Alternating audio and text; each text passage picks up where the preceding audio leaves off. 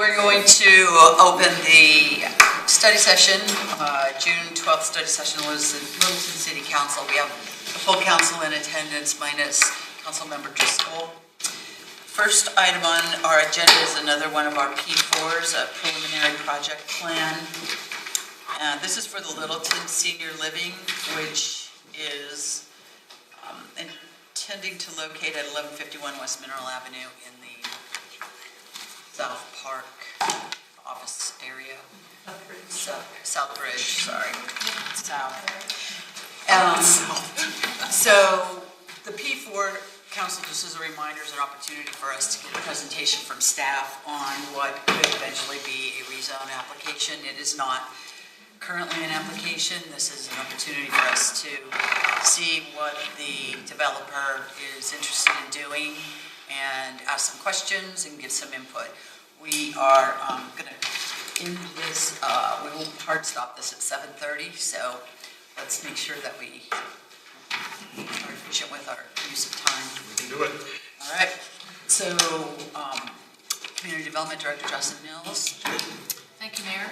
Sometime during the presentation, can you just remind us all about the property that we had or I think we approved something not too long ago, just to the west of that property? Sure. When you work it in somehow, if you can. Okay, sure, absolutely. And quickly, just before we start, I don't have a formal presentation, but we do have all of the materials in your packet available to bring those up on the screen if you have questions or whatnot. So thank you, Mayor. Yes, as you mentioned, this is for the property 1151 West Mineral Avenue, and Elko Properties Incorporated submitted a P4 for a development concept entitled Littleton Senior Living. To also remind you, this P4 was presented at the May 30th Planning Commission study session. The commissioners, just generally for you, had questions and comments on the use, height, orientation of the building's buffer and transition between the site and the residential area to the north, parking, access, and the building architecture.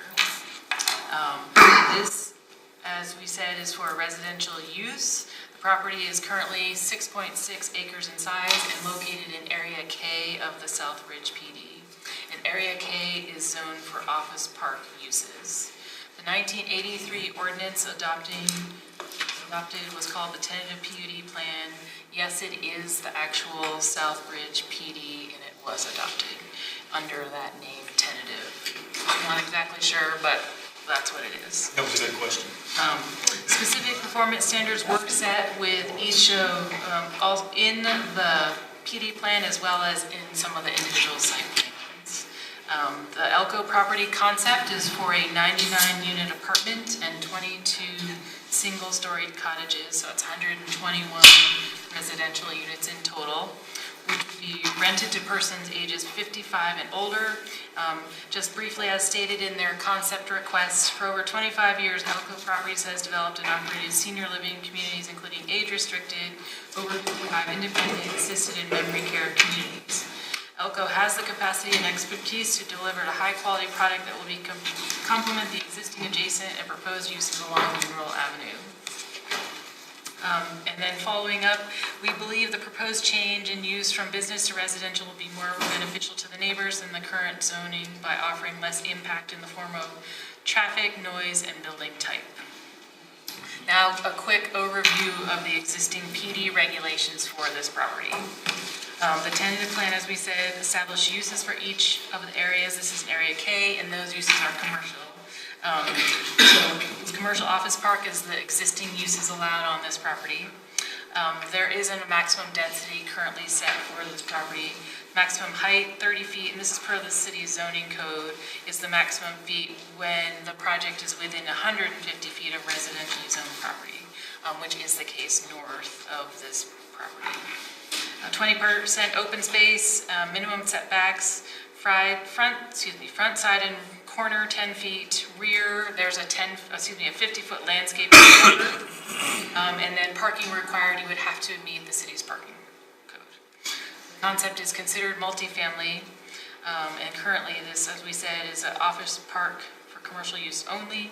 Through an amendment process, all of the performance standards for the residential use would have to be reviewed and established at that time.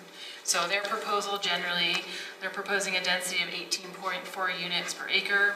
The height is proposed as the same listed above in the PD, the 30 feet. Open space, they propose 77. Although staff just had a comment here, it appears the calculation may include the parking areas which would not be allowed. We will review that at time of application should this move forward.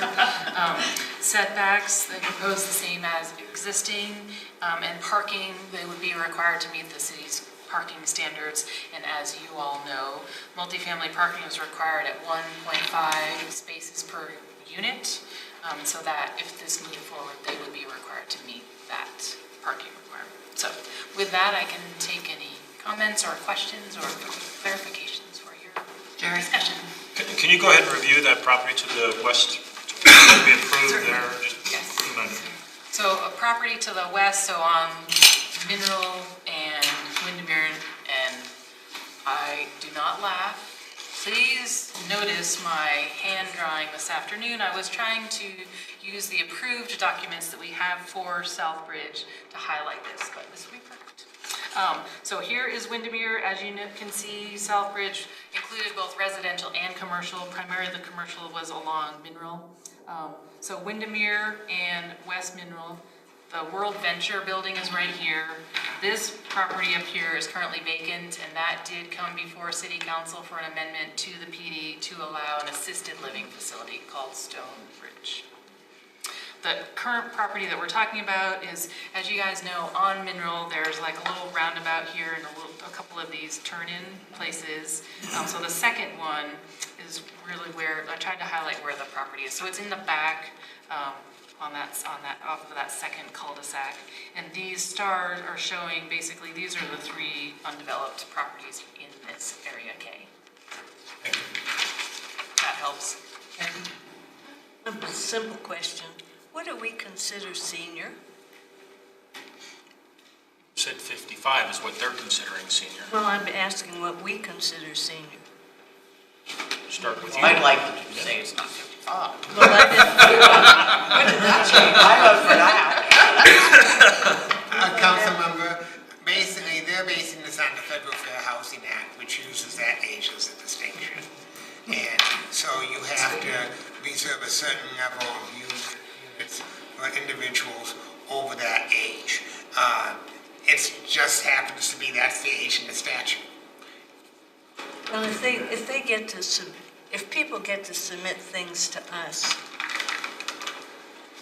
I'd encourage staff to tell them, just leave the word out. We understand 55, but given my age, that's like a grandchild. It's looking young.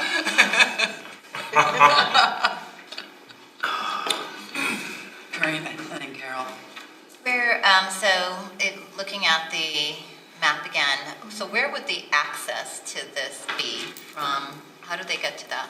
It's off that, it's off this second roundabout little deal that's already. So it doesn't have any frontage to Mineral? That's correct. The second one from Windermere. Correct, yep.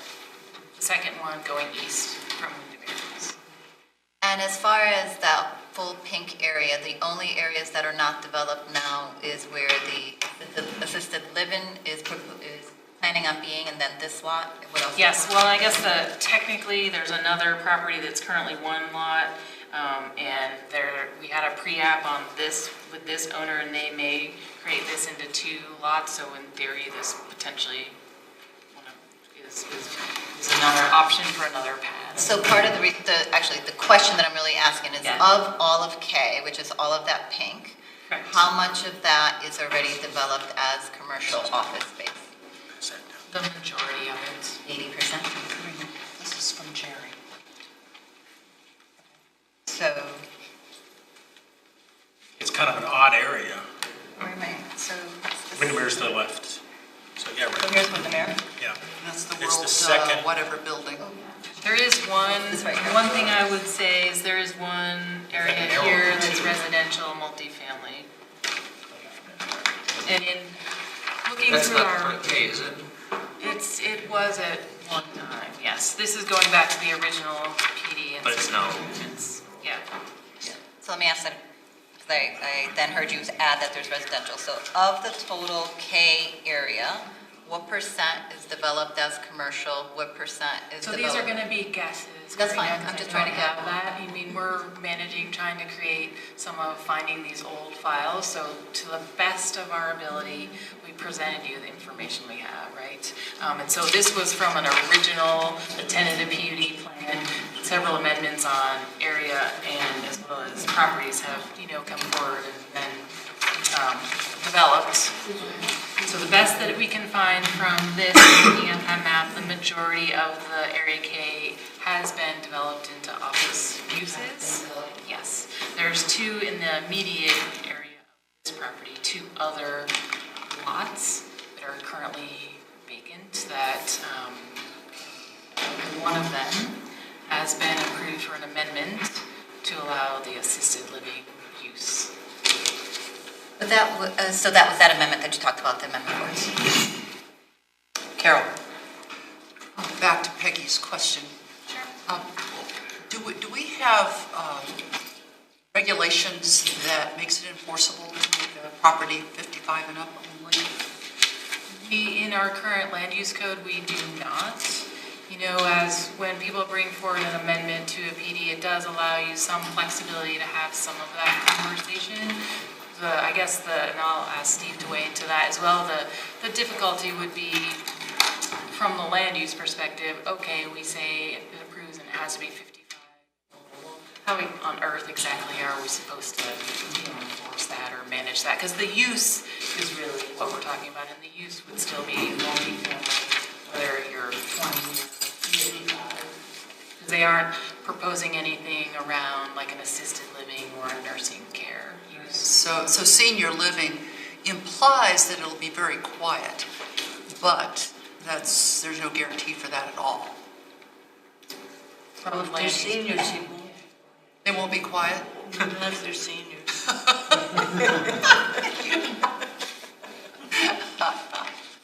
And I have another question.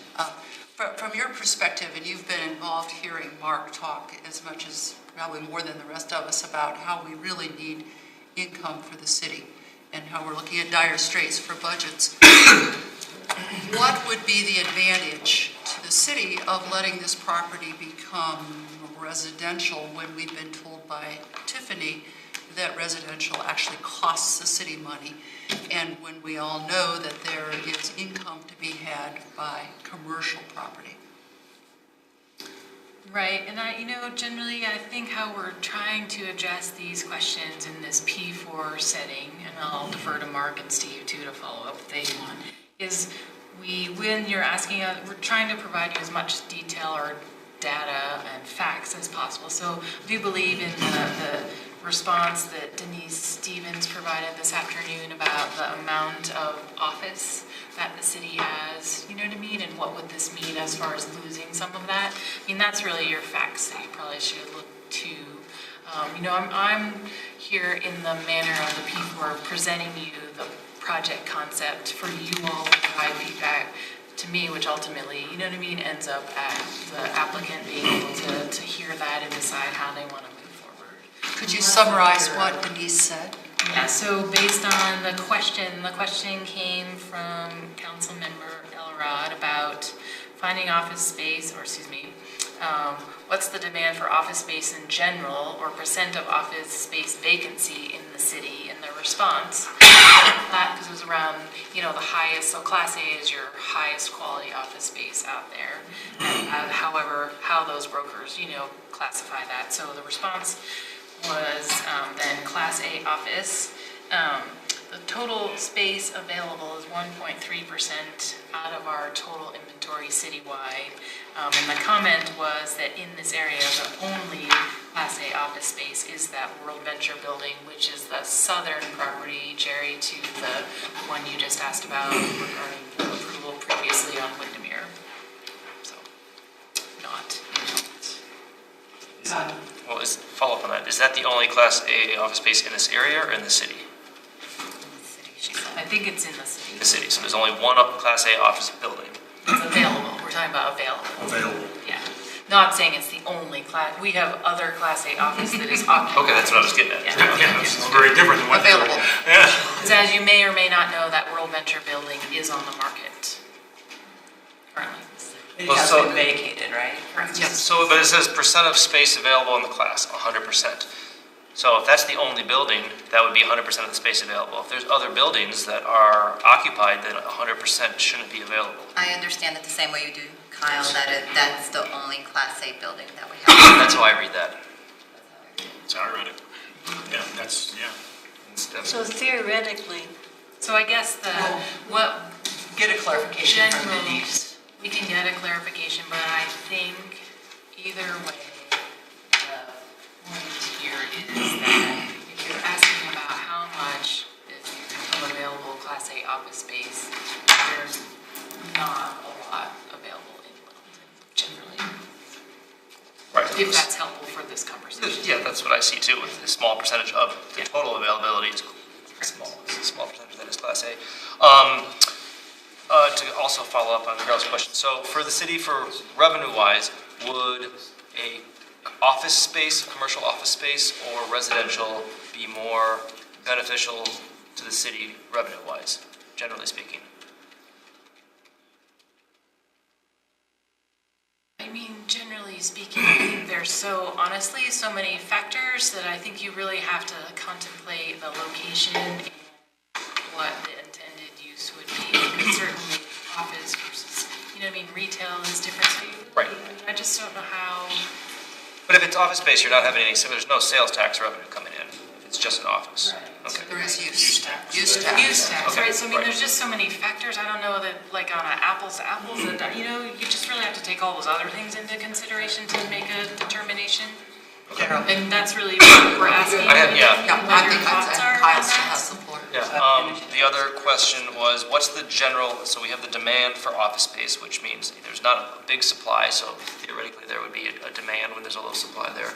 What's the demand for 55 and plus living? Is there a huge demand saying, hey, people saying we can't find a place to live, and I'm Right, so this is gonna be anecdotal, because certainly community development, we're not out there trying to, manage, should we get more of that or not, and what are those dynamics? But just from a pure standpoint of applications that come in through the department, we see generally residential is the high demand now, and we are seeing a lot of projects, or at least concepts around providing multifamily for the older or aging populations.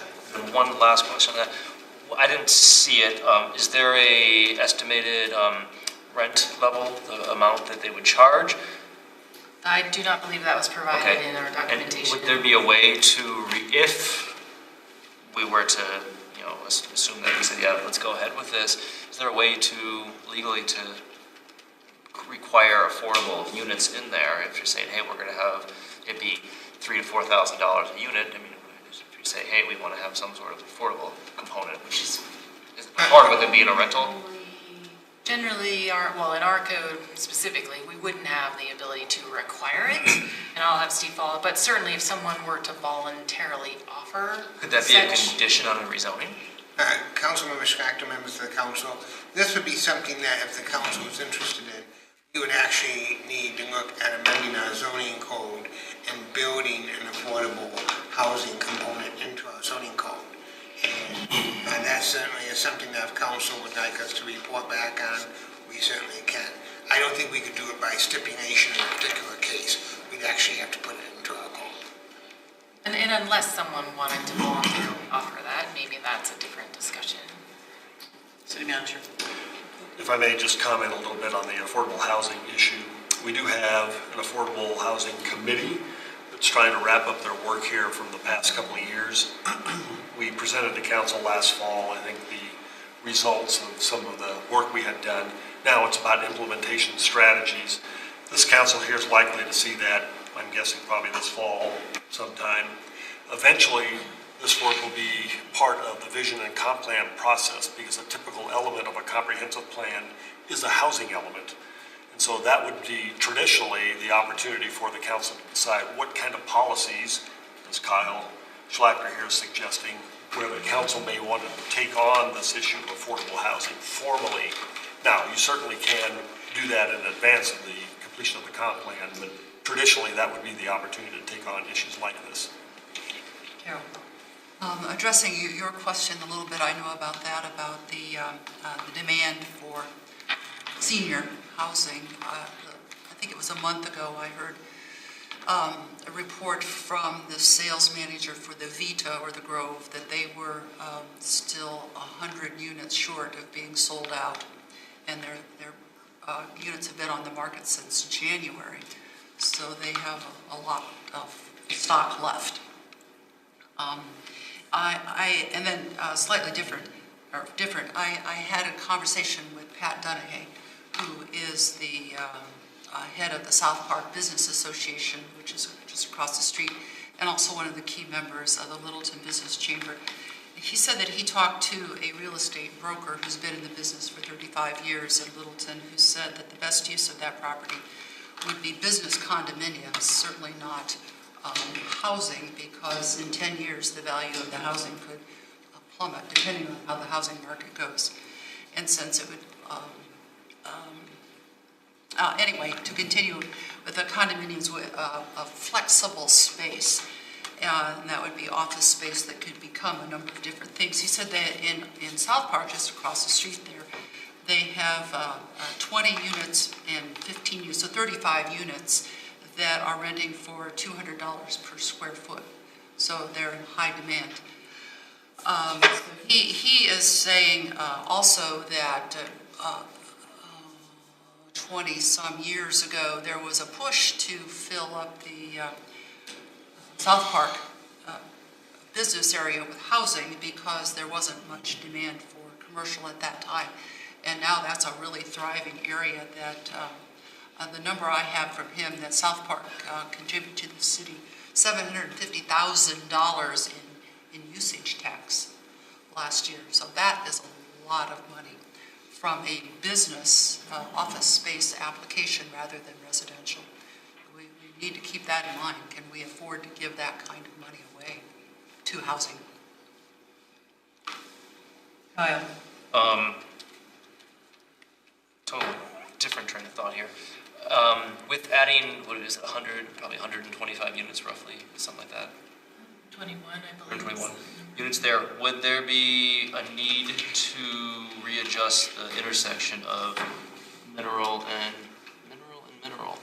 Place and Mineral Avenue with having, Only name we have. But Jason is right there, questions, yeah. Well, Mineral Place is the cul-de-sac where it would enter into, it looks like, unless it was labeled wrong on this map. Yeah, those would be details that we'd work out once we Who bring would in an be application. But it required would to pay be for it? Public Works and fire. There might be a need for, secondary access. Just depends on those requirements and the applicant or whoever is developing the property would be required to provide. So assuming this, let's say there's going to be a whole new intersection, new lights, new turn signals, everything there, completely redo that intersection, would that be the applicant? No. We would just, it really honestly depends as when an application is submitted and what the traffic impact requirements are. And then, then we generally get into other discussions about the streets and the functionality of things that probably may have to come online in the future anyway. It's just a lot of those. But let's just assume that intersection needs to be redone. Would the applicant have to pay for it, or would the city? That's what I'm saying. Generally, honestly, that is a level of detail, and Mark, maybe you can pitch in for this from Public Works perspective. Yes, thank you. Jocelyn's correct. Obviously, this will be sorted out if the application moves forward here, but based on my understanding of the intersection there at Windermere, a new signal at this particular location is not practical or possible. I think the proximity of two signals that close poses all sorts of operational problems. So likely what would happen is if the volumes were high enough, you'd start to see limited access or limited turning movements. So right in, right out, maybe eastbound, left in, and that's about it. So when you start to get to that level of impact, it's the turning movements that'll start to get eliminated as opposed to just putting in another signal. Jerry?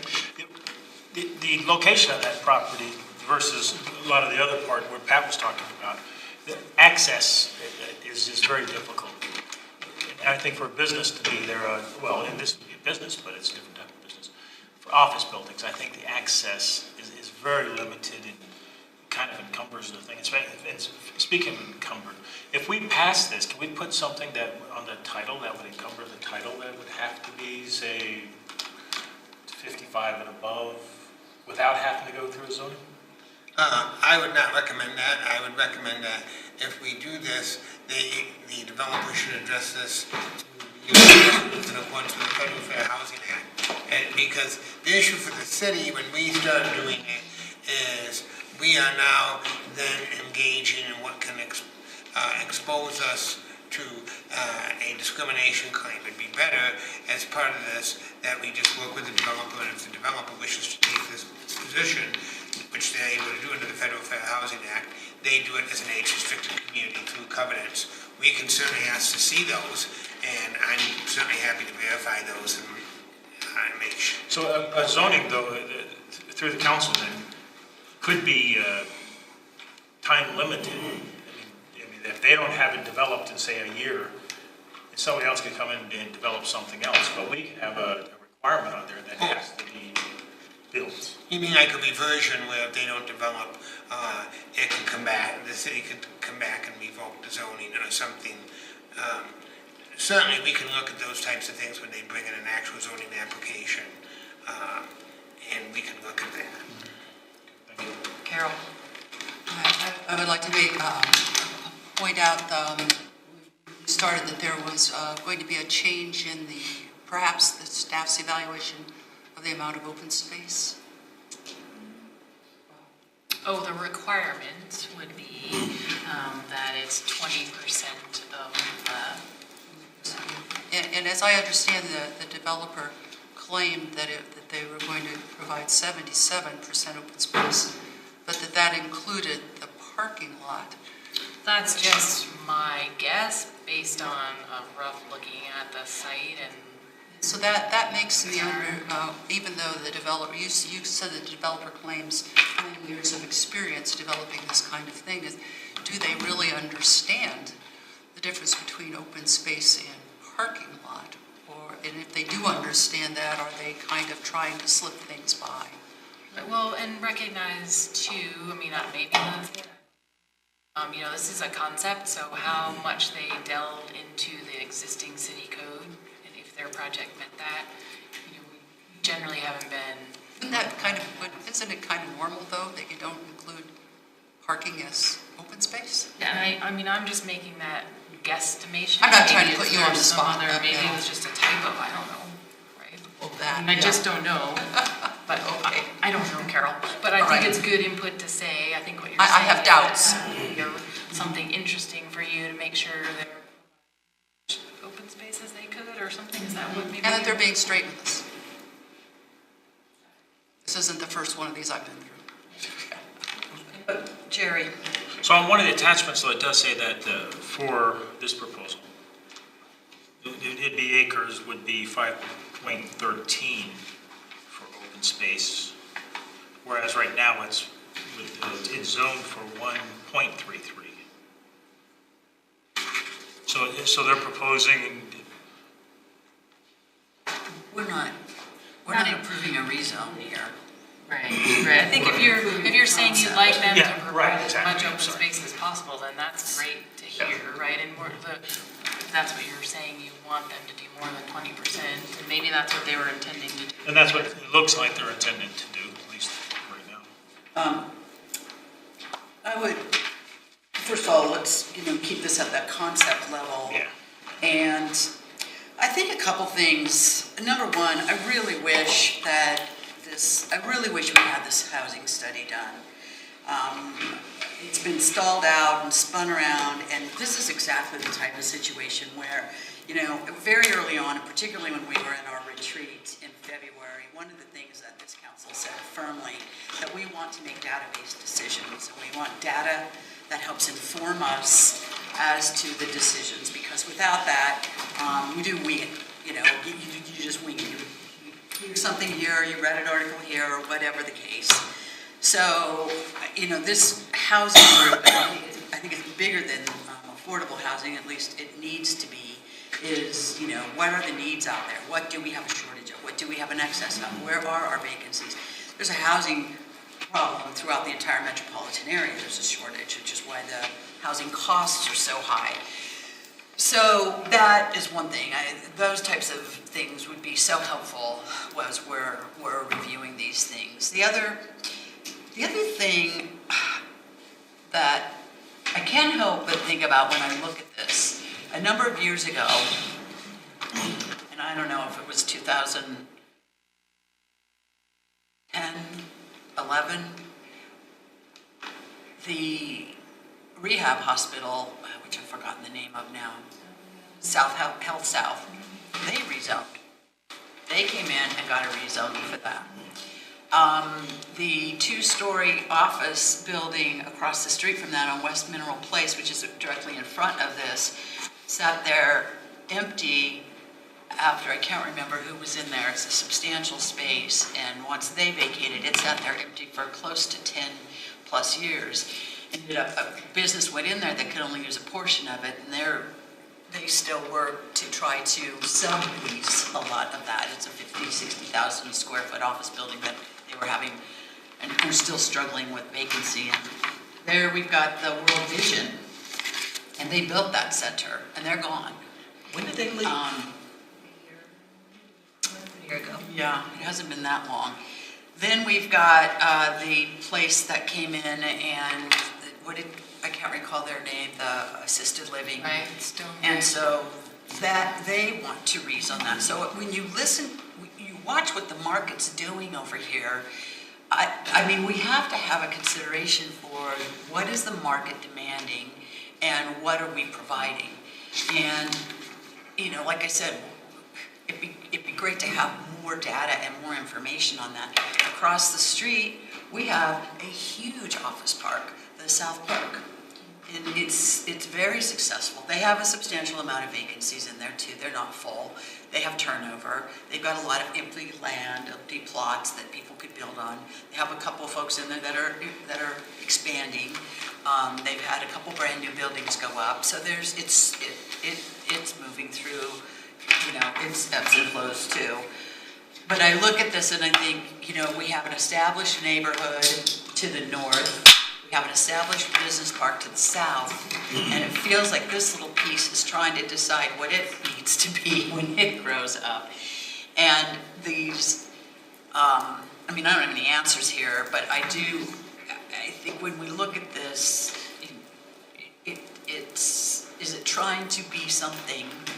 Are we going to be part of helping it be that? Is that what it should be? Should we try to make it be something else, and what should that be? On some parcel, or on some plane, this is, and I apologize to the applicant, but this is really bigger than the applicant that's here today. This is about this, because there's no doubt there's another huge piece of vacant right here, and then there's, now there's WorldQuest, or Vision Quest. So what could happen there? World, is it World? What is it? World Venture? The one on the corner? But once they're gone, I forgot them. When you're here, I'm all in. But I think that's, for me, that's where I get conflicted about what it really is. I will say, however, on this particular plan, I do like the design. I like the idea of having these kind of cottages. I like the idea of not the whole thing being these large stacks of buildings.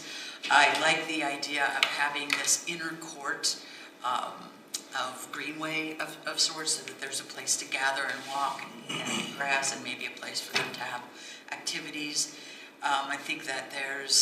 I don't think that there's an access problem over there. It's an area that hasn't been used much for any of this, so we don't know what problems could arise. But I feel that access is good there. That office building, I think that anything that we do in there, any kind of redevelopment, is going to have to create a better situation, because it's just old and hasn't been fixed for a long time. But then you've got the rehab hospital on the other side, and then you've got two more office buildings, and then boom, you're right into residential, with the Monte Vista Apartments, and they've been there for quite a while. And I don't know how long that property's been vacant. Do you know how long that property that the applicants, how long that has been, well, it's been an empty lot forever. Since it was created, 30,000 years? you know, take $1 billion. There's a precedent for ending. And, you know, obviously, nothing else has gone there. I don't know if there's been other rezones and they've gotten turned down or not, but I think that that's all something that I have to mull through and contemplate. Also, in terms of income, the commercial income is, I don't think that we get a great deal on commercial income. It's basically use tax. Our income is derived from retail sales, and there's never going to be retail in there. I think that what residential does do is that it does bring in people who can spend money in Littleton on a retail level. What commercial does is it brings in workers who will spend money in Littleton. So in some ways, it's a bit of the same.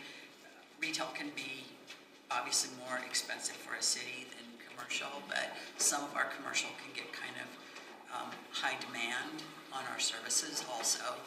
So that's, I don't know, in some ways that's kind of a wash for me. I would say if this was a transition out of commercial into, or a commercial, out of retail into residential, I'd have a real angst about it. But so I've got no answers. I just have a lot more questions. And you're right about the layout. The layout is good because of Yeah, I like the events, whatever they have, won't be noise going towards the residential area.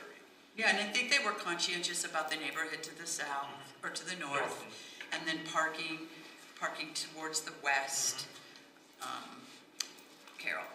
Actually, the residents of that neighborhood to the north have some pretty serious concerns. The original layout was to have the cottages to the north, and that would have served as a stepping up from two-story houses to the 30-foot, three-story apartment building. And then for some reason, it was flipped around. Cottages were put to the west, so they're no longer a transition from the existing neighborhood. And so it was, in some ways, for that neighborhood, it was much preferable with the cottages to the north. The 50-foot buffer, which is required, has a dog walk through it. And the neighborhood has an issue about that with people. The buffer isn't really a buffer. The buffer is a park and green space. It is a trail. And they're concerned about dog poop and disturbances that may be caused by people walking dogs.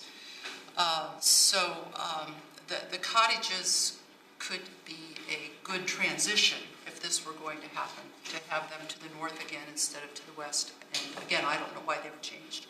But I've heard from a number of people that's in District 3, so it's my district. I've heard from about concerns about this. And then for the three-story apartment building, I believe there is a plan to have those things that stick out. It's like balconies. And so for these, the partying seniors that Peggy talked about, there could be partying and smoking and that on those balconies that would go right over to the houses in the existing neighborhoods. So there's more implication there than it looks like at first. Karina? To provide at least some comment from me, overall, given that there's only a 4% vacancy rate for commercial and office space, I am hesitant to, at this time, to turn over commercial or any office space to residential. I would, but that, coming back to Debbie's point, there's like a bigger discussion here that's independent of the applicant or not directly related to the applicant about understanding that particular area and its potential to truly support commercial office, given that it's kind of towards the back. So my first comment is, as I stated, I'm hesitant to turn over commercial office with currently a 4% vacancy rate in our city to residential at this time. If the applicant does seek to continue to pursue this, what I would look for is, if this is going to be residential, it needs to then be more of a complement with the existing neighborhoods there.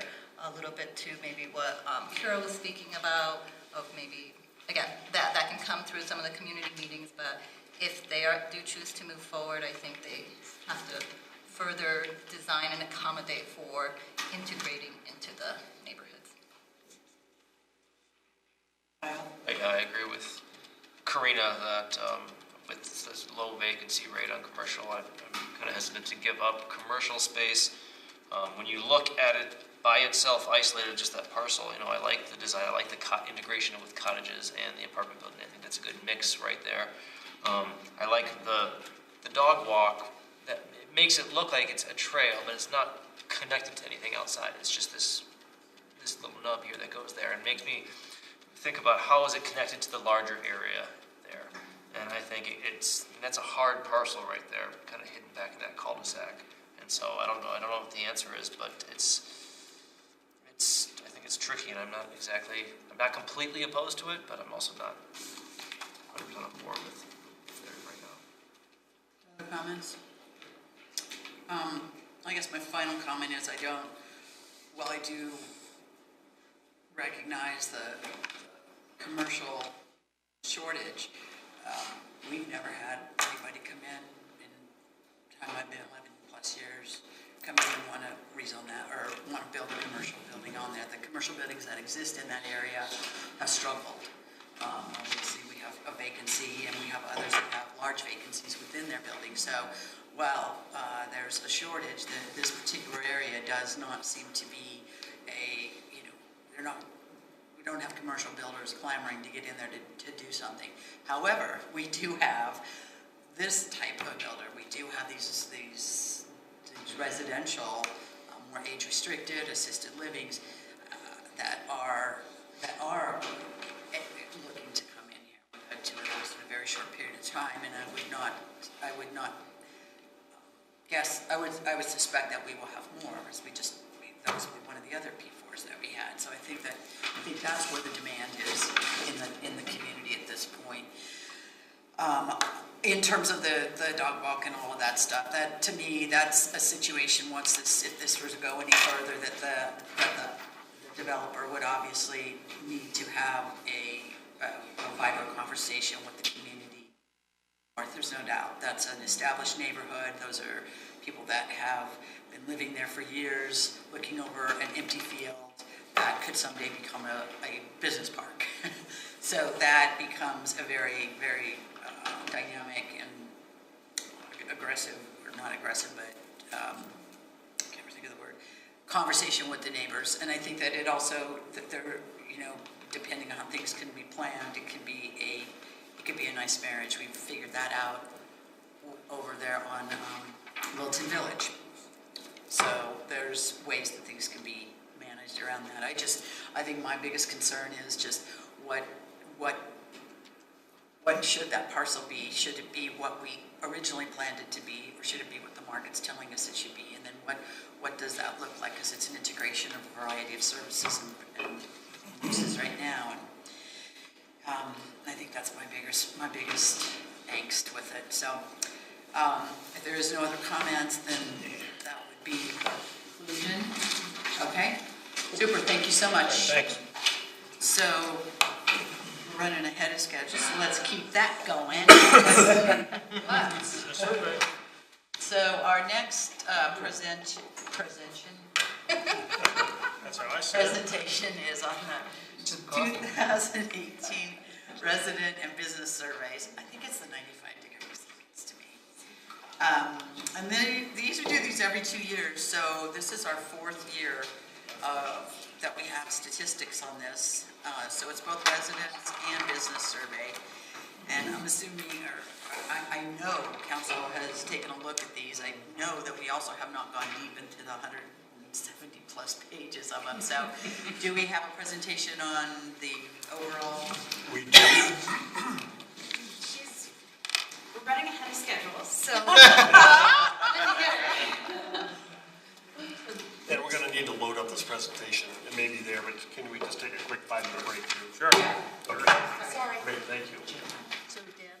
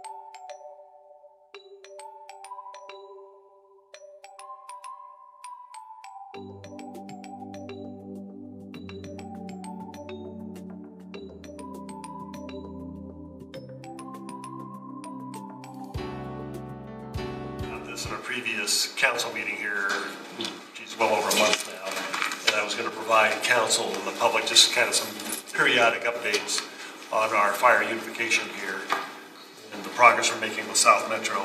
As the council's well aware, first of next year, we are contracting with South Metro, and so there is this huge transition effort that goes between our existing operation and that of South Metro. So just a couple of highlights here. There is an executive team here kind of made up of both fire departments, our chief, prevention, risk prevention, logistics, and they meet with our finance and HR representatives. So they meet periodically. In fact, some of that group meets every 2 weeks just to kind of go through the transitional piece of this thing. So one of the interesting things is on the fire prevention side is the inspections. And so as we know that there will be projects that are under construction today that our staff is actually inspecting, but on the first of the year, the projects will not be complete. And so South Metro will actually have to take over the inspection. And so the prevention staff have actually been working through those series of projects and actually have been integrating South Metro's inspection staff today as part of that. The University Hospital is probably the biggest example of that. They've got a lot of work going on, and so we just wanted to make sure that that was kind of a flawless transition. The other thing that's probably the most notable is that the operations group here has actually looked at the best placement of all the apparatus, the equipment, hazmat, and the dive team and all those special teams. And they're in the process now of actually making very specific personnel assignments to the stations. I think that's probably the most notable that I'd like to bring back, say, in a month to show you the results of that, because I know there was some discussion about making sure that the level of service that we have today in our own operation here within Littleton, that South Metro is at least providing that level of service here. So they've made some of those assignments. There's a little bit more detail on the actual personnel, and I think once that's complete, I'll bring that back to you and show you kind of how that staffing and the actual apparatus kind of match up with our existing. The training, the fire departments, a lot of training goes on. And so they have a lot of their safety officers and training officers who are kind of working towards that. They have company officer training certifications, standard operating procedures, wildland interface operations, rural water operations. So they're getting into that kind of detail right now. So that transition is actually going real well. And they are looking ultimately in the future here about kind of recruitment and promotions and how that process between the two departments will actually integrate. And finally, EMS is kind of the next big piece of the fire transition. So they've got, again, kind of a core group of captains and chiefs who are involved in that. And so they're making sure they, right now, integrate the two operations here when it comes to kind of medical equipment, standard operating procedures. They're similar, but they want to make sure that they go through that with the personnel to make sure there's no misunderstanding. Certifications here for EMS, training schedule, and of course, billing. Billing is one of the big issues of EMS, and so finance departments in both operations are involved in that conversation. Commented on this already, but there's basically a bi-weekly meeting here with the HR staffs of both organizations here, meeting with employees to kind of help people understand the transition as they move from our organization into South Metro. So those are some big highlights. I think, again, the most notable is kind of the placement of the equipment and the assignment of personnel. And I think that's the piece I'd really like to come back and talk more about in the future. I do have a quick question. It does seem as though, and it just seems as though, I don't know if it is so, but that it does seem as though they are doing more joint calls. It seems like they're maybe doing a lot more in the field together too. Actually, that is true, especially here along the border. And so the staff from South Metro has been more integrated into the calls here, so they know what to expect. I think I commented on this before, but the amount of calls that we have basically per square foot is pretty significant compared to what they see in other parts of their service area. So they made a pretty big commitment here the highest level to make sure they have the staff integrated today to kind of witness that and partake in that, so that they have a much better feel come January 1st. That's great. Okay, thank you very much, Mark, appreciate it. Thank you. Thanks for the opportunity. Okay, Kelly? Hi, I'm sorry, Lori was driving from Boulder, so we'll blame Well, it I on, shouldn't take we'll long. blame it on traffic, which will be a theme that you'll hear a little bit more about, not just in Littleton, it's between here and Boulder. Council, this is Lori Urban. She's with the National Research Center in Boulder, Colorado. She can tell you more about the company, but they're affiliated with the International City Managers Association.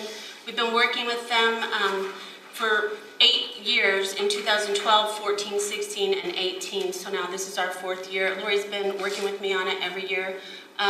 One of the reasons that NRC was the company that we chose to work with is not just that they're affiliated with ICMA, but that they survey cities and counties around the United States. And so we are able to benchmark most of our data against other cities in the Front Range and cities across the nation. So Lori will talk a little bit more about that.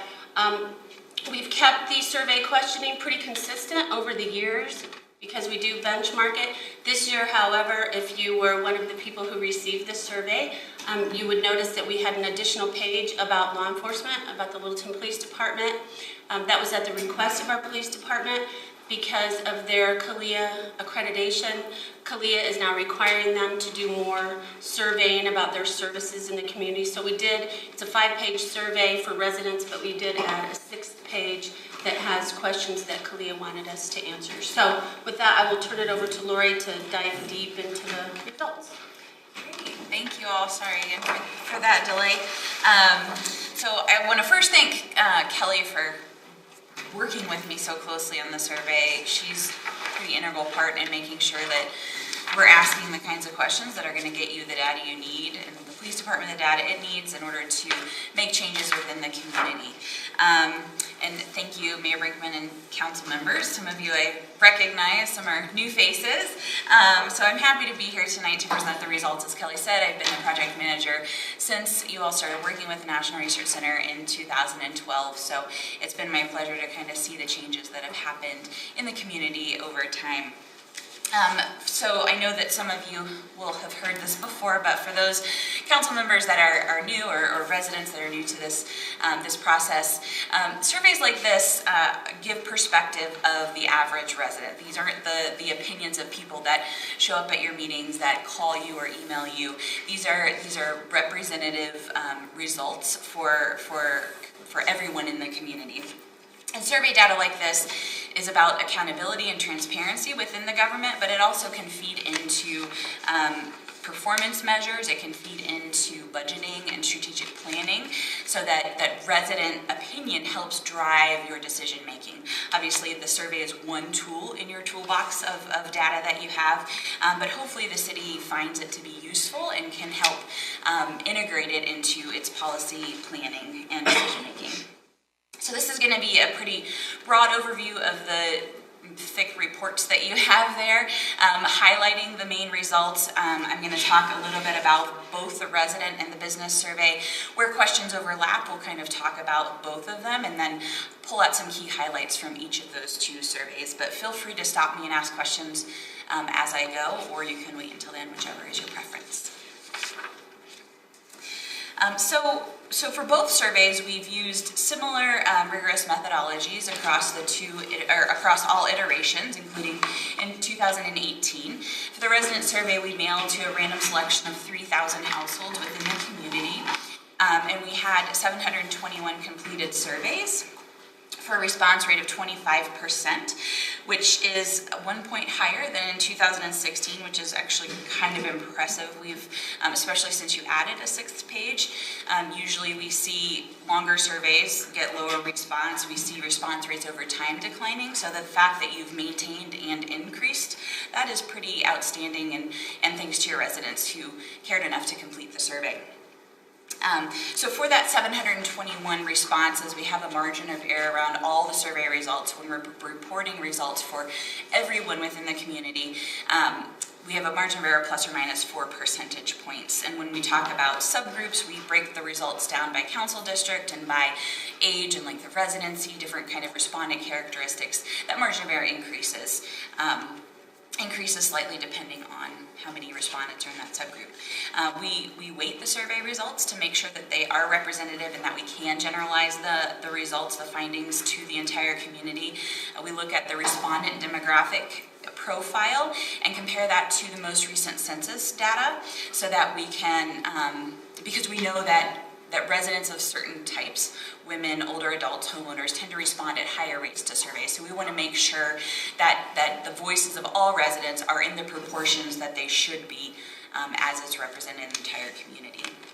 As Kelly mentioned, we have comparisons over time, and we have comparisons to National Research Center's benchmark database. These are surveys from over 600 communities across the country, not only those that National Research Center has conducted, but that either the community itself has conducted or other firms have conducted. And it's a way that we can provide some grounding to some of your findings. Obviously, the best comparison is to yourself over time. And then maybe the next best is to other communities within the Front Range who maybe are experiencing some of the same kinds of issues that your community is experiencing. But we'll highlight some of those as we move along. For the business survey, we actually changed our methodology slightly this year so that we could hopefully increase the number of responses. Business owners are obviously very busy people, so it is challenging to get them to respond to surveys regardless of how they're administered. Prior to this year, we mailed invitations to 1,000 randomly selected businesses. The database was provided to us by the city. This year, because the city has maintained that and has collected email addresses for some businesses, for those that had email addresses, we emailed them invitations, and those who didn't, we mailed them invitations. And so we got 179 completed surveys, which is more than what we've seen in prior years. And because we intended it to be a census, I guess, of all businesses, there isn't really a traditional margin of error, which has to do with if we were actually randomly sampling businesses. But there should be, because we didn't hear from everybody, there is kind of a range of uncertainty is kind of what we call it around those results. And for this year, it's plus or minus 7 percentage points. Again, we have comparisons to prior year's data. And this year, we were actually able to provide benchmark comparisons. We have started a product called the National Business Survey, which is very similar to the questions that are asked on Littleton's survey. So we're able to provide comparisons to, I think it's 15 to 20 different communities that have conducted that business survey across the United States. So you can kind of have a little bit of a comparison there. But again, comparison to yourself is the best over time. So we'll go through a few of the key findings, just a few things to note. That anytime we are comparing both resident survey data and business survey data on the same slide, residents will be in blue and businesses will be in tan brown color. Hopefully that is what it looks like on your screen. So the first is that, that residents and business owners tend to have a very high quality of life in Littleton.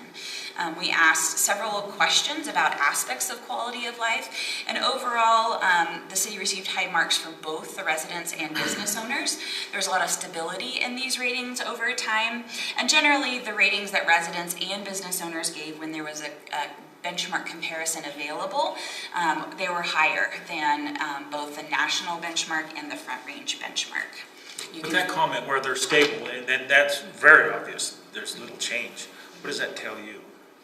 I think generally across the board in communities, we see a lot of stability when jurisdictions have surveyed as long as you have. And for us, stability is a good thing unless it's something that you're planning to change or trying to change. And so I think if for overall quality of life, for example, we generally see a lot of stability in that rating. Those kind of bigger, broader assessments, we see a lot of stability. So I think if there's something that you were trying to change, for example, attracting employees or employers to the city, and trying to shift that rating of place to work, stability may not be a good thing. So I think it's good for elected officials and staff to look at those and see if that feels good to you. But it is something we see largely in a lot of communities that survey over time. So having the stability like we have, and with good numbers, I think they're good numbers. So that's all a good thing. Yes, yes. So you'll see on the slides that follow, any of these items that were received ratings that were higher than the benchmark for both the resident and business survey, you'll see these stars next to them. So it's interesting that there's no star behind something that's at 94%. If that's not higher than the national, so is the national like at 94 or? That's a good question. So there's a margin of error around that comparison that would allow us to say if you're similar, you're within 5 points. It's not necessarily bad. That correct. When you get to those higher ratings, it's really hard to, if everyone is high, it's really hard to be higher. So that is with the businesses, it is generally one of the, it would be kind of hard to make that be a shift. Yeah. So residents rated a number of aspects of safety. Safety is definitely a priority in every community, and it looks like Littleton residents feel safe. Feeling safe, this I feel safe here, was the second most commonly cited reason for living in Littleton after location in general. And we had more than 9 in 10 residents agree that the city is a safe community and has a low crime rate. And these ratings have generally remained stable over time. Not shown on this slide, but also asked of residents if they felt safe in different areas of the community. Parks, downtown, their neighborhoods, both during the day and after dark. And generally, residents gave high marks. They feel very safe, and these ratings tended to be higher than or similar to the benchmark comparisons. The majority of business owners value the overall appearance and cleanliness of the community, and these are ratings that have remained stable over time. And when we asked if the city had the right amount of different kinds of businesses, these 4 items, a majority of business owners felt that there were the right amount of them. Generally, those that had where the majority of respondents didn't say the right amount, it was that they felt there were not enough. For example, entertainment venues. Littleton hasn't escaped the growing pains that many of your Front Range neighbors are also experiencing, and both residents and business owners have taken note of that. Residents gave high evaluations to different aspects of public transportation, and a lot of these evaluations have remained stable over time. You can see ease of traveling by light rail. Okay. Ease of traveling by light rail and ease of walking in the city were rated higher than both the national and Front Range benchmarks.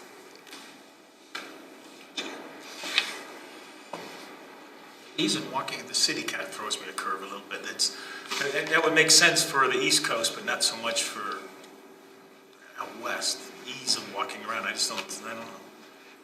I think a lot of communities are starting to become more of these walkable communities. So where you build connections for residents within their neighborhood to get to places like grocery stores. So maybe the city's doing a good job of making sure there is, retail next to neighborhoods where they can walk to get something to eat, where they can walk to the grocery store or ride their bike and be there kind of quickly. So I think in a lot of communities that we're working with, walkability is becoming something that they're trying to shift, and they're trying to make these connections either to these more commercial areas or neighborhoods to each other.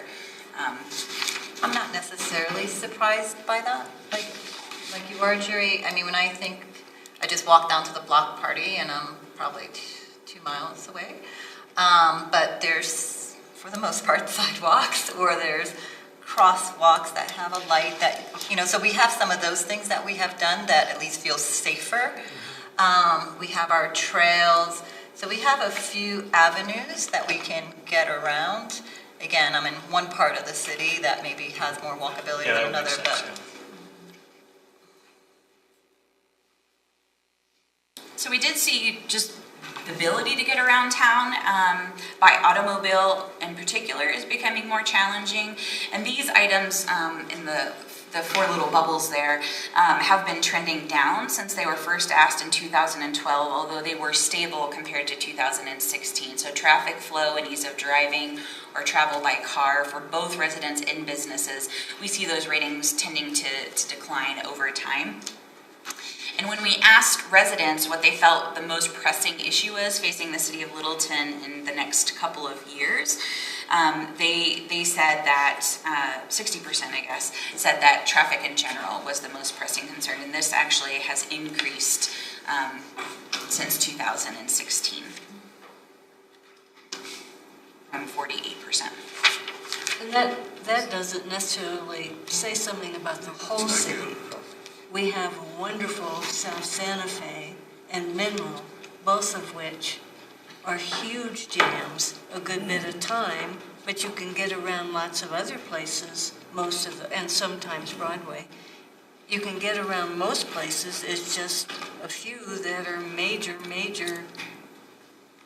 headaches at certain times of day, right? Sure. Sure, and we didn't specify which areas of town. Again, it was just in general, if that was one of the concerns that they were feeling like is facing the city in the next couple of years. And this is probably something you see in the whole region. I mean, Yes. you have a sense of comparison of this. Yes. So our next slide, actually, we're kind of looking at two opposing. The questions are asked in two slightly different ways, both about traffic congestion. Residents were asked to evaluate the quality of it, which means if they give it an excellent or good rating, that means that traffic congestion isn't so bad. If they give it a fair or poor rating, that means maybe it's not so great. For businesses, we asked if how much traffic congestion was a problem.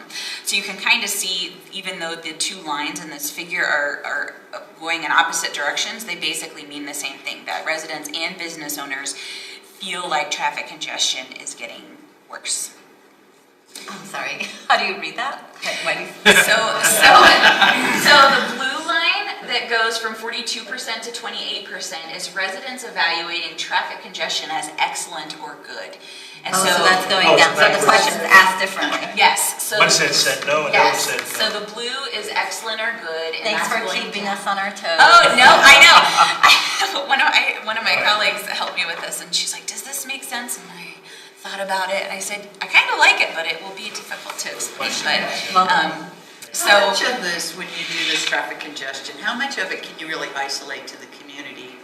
Because, there's congestion everywhere. Right. So if you try to get to Denver at a certain time of day and then you try to get back here, you're suffering traffic through 4 municipalities. So, Sure. So was there a way you could, I have no doubt that every city would test poorly on this stuff. Right. Because it's clear we're all stuck in that mess, but. Right. And to add to that point too, is like, when my office was downtown, I knew it was going to be busy if I left at 5 o'clock. And if so, I would leave at 6, or I would leave at 4, and then you drive to the north. I'm sure you have things figured out when you don't want to be out there. But if you don't hit those spots, it isn't that bad. Well, what does it, so how are you really able to, is there kind of a buffer zone on this stuff that it really is just a total perception of it, or is it, how do you isolate it to it? The questions that we ask in the survey are purely perception. And so, while we frame the question as, in Littleton, how much a degree, if at all, are these a problem? And in Littleton, rate these following areas of transportation. So we frame the question that way, whether or not all residents are completely thinking the same thing, we don't know. But largely, because these ratings aren't that different from what we would see in other communities, I think that most residents probably are thinking about in Littleton when, it's on the weekend and I'm not working and I'm driving around town, how does it feel? And so I think, we don't know for sure. We don't know the whys or exactly what people are thinking, but I think broadly people are thinking the same thing, and they are thinking about Littleton in general. And if they, live on the border of the communities like, we have here in the metro area, where these boundaries are very indescript, and you maybe see a little sign that says you're now entering or leaving Littleton.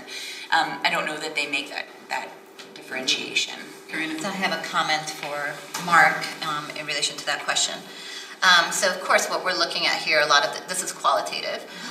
So it's about what they think or what they perceive or what they experience. And where we can to actually get data to give us the quantitative to see does what the actual, what is thought and actual sync up. So this is one that maybe we could do traffic counts somewhere. I don't know if we have that ability. And then the other one that I picked up on was the crime rate. That might be another actual statistic we can get data on to say, has crime rate increased or decreased? So I think as we go through this, I'm taking notes of where I'd like to see quantitative data to help support. In fact, Mayor, if I may just quick comment. One of the things I would like to talk to the council about, maybe at your next retreat, is how we use information like this and we actually match it up with your goals, imperatives, maybe even a strategic plan, because I do believe that this information is very helpful in helping you decide what really is the priority. Just take this issue, for example, here. The next item that we're going to be talking about after this are some of your imperatives and an update, one of which is a very special project, is the PEL process on Santa Fe. So how that relates to this data and the story that we tell back out to the communication piece of this becomes really important. So I think this is good foundation, but I would agree there's a lot more data that we could collect to be a little more precise about the issue. I presume Aaron does dig into the weeds on this. Yeah, and I've got lots of interesting things I could share with you, but I won't chew up your time at the moment. Well, and we used to get a crime report. We used to get Yes. a report on the police, and then occasionally the chief will come in and also give us some, so we can loop that back in again. I was just going to chime in. I don't know, it's a lot of data. The resident survey is 135 pages. Like, who read it over the weekend? Okay. One of the things you might have noticed is that the rating for snow plowing in 2016 was down quite a bit, and it was one of the top 3 concerns. And who knows, we might have had a rough winter and, a lot of snow unlike the last couple. But I know that Public Works did make some adjustments to, and I don't know exactly what they did, but snow plowing satisfaction was up this time. That's 'cause there was no snow. There was no, yeah. Okay, well, there was no snow. I was going to give Keith Reister credit for doing something innovative, but No gods are really good. it was because we had no snow. Great for Public Works. One of the issues in the past with the snow plowing was they would plow people's driveways Yeah, closed. that's the complaint. And we got that taken care of, and that's And then it didn't snow. significantly changed people's attitudes. Right, I'll let Lori get back to it. Sure. So we also asked residents to evaluate on an important scale, essential, very important, somewhat important, not at all important, different potential future projects for the city, and then select the one from that list that was most important. And when selecting the one, reducing traffic congestion on city streets was the most often selected as the most important priority, and 1/3 of residents picked this. And this was an increase from 18% having selected it as the most important in 2016. What does that tell you? Because there's been 2 so far with traffic, that the year before and then this one is a double-digit increase. What does that tell you?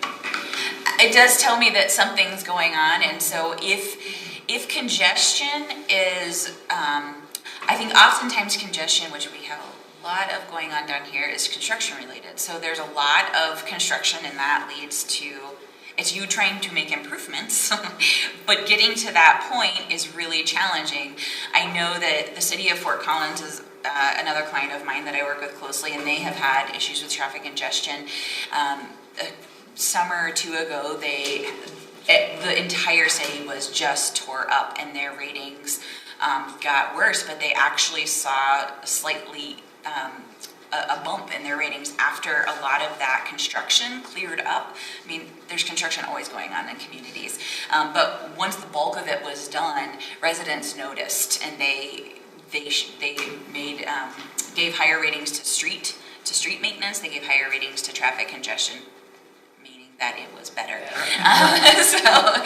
Well, if you remember, we had, I think, two, and one in particular, really bad accident that had people coming up Prince off of Santa Fe and going through. And but the people who didn't come off were in a major jam. It might take just one really dreadful thing like that to just totally reset your thinking of, God, this is bad. That's why the data helps to validate some of this, right? To help see if directionally it's both the actual data and the qualitative data is the same message. That's why it's so important. I agree. And residents and business owners alike both felt that downtown parking was of lower quality relative to other aspects of the community. Both of these ratings for businesses and residents have been... Lower being bad in this case. Correct, Okay. correct. So these are rating parking as excellent or good. So the lower the rating, the fewer people are giving it an excellent or good rating. And so these have both been declining over time, while there was a statistically significant difference between 2016 and 2018 for residents. There was not that statistical difference between, or for businesses, but you can see that there is this downward trend happening for businesses. I don't know, is there something to conclude that the businesses had a significant drop from 2014 to 2016? So were they seeing something ahead of what then the customers or the residents were potentially experiencing? Potentially, I think it probably impacts them more than residents as far as, their livelihoods are focused on it. So that's probably something that's much more important to them, particularly for the businesses that are downtown. But I think, I don't know what was happening between those two survey years. Could be that more of the surveys were the businesses outside of downtown that may not have had a real perception of the downtown parking issue. Like, I don't know that the people in South Park would have the same evaluation of the downtown parking as the Hoodlum group. But if those businesses, go downtown to, frequent the businesses that are downtown, those owners that took the survey, they could, have an opinion on it and also look at it in a different way that the average resident who doesn't own a business, would look at it. Residents are happier with city government performance than we saw business owners. For residents, these items were given excellent or good ratings by at least 6 and 10 residents. And residents gave higher ratings to, which is not shown on this slide, to the job the city government does welcoming citizen involvement compared to both residents across the U.S. and in the Front Range.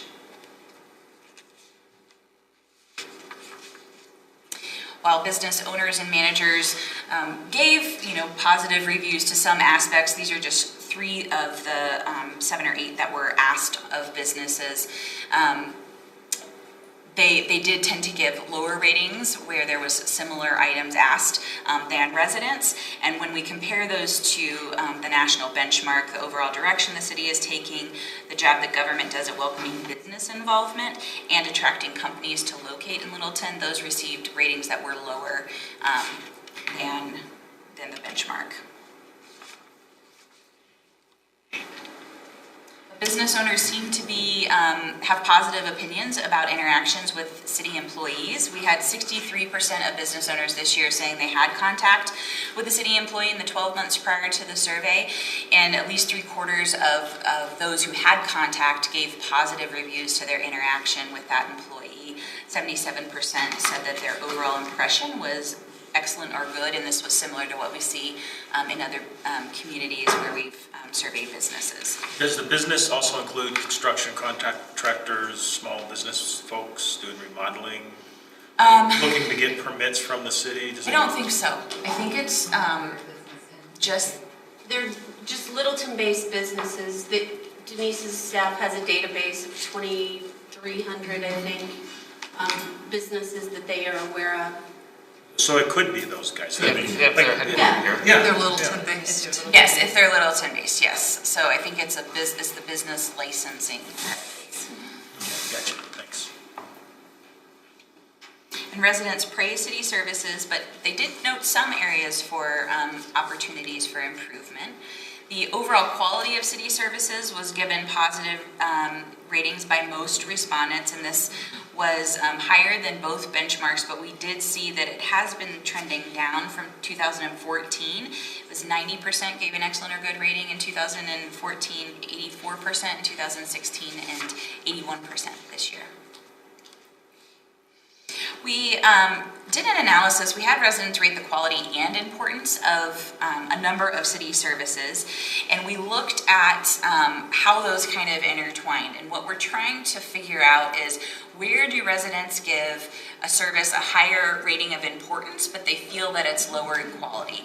And when looking at that, it may be, depending on how the items are trending, how you compare to the benchmark, what areas of focus the city wants to investigate, that might be an area where there's an opportunity for improvement. And so that upper left cell that's yellow, just want to make sure it was yellow on your screen, is kind of that quadrant that you want to look at. These are the items that residents gave a higher importance to, but rated it of lower quality relative to the other items that we were asking about on the survey. And if we look here, this is kind of a depiction where you can see the items in that quadrant of higher importance, lower quality, relative to each other. So you can kind of see how they're placed. So these are the items that were rated, again, lower in quality and higher in importance. With the moving forward to the priority-based budgeting, I would hope that that would be important to look at with all the department heads to say, hey, what do, is it end user priority-based? In fact, if we may go back to the previous slide, I was thinking the exact same thing. That yellow quadrant up there would be a kind of a good list to contrast against priority-based budgeting. But it's also very important to not lose what we're doing. We should not take for granted that green. So it's continue what we're doing there. And then to your point, we have to focus on the yellow. So the next, go back to your... Well, hold on, We well, posted now, all of just them, I one, think.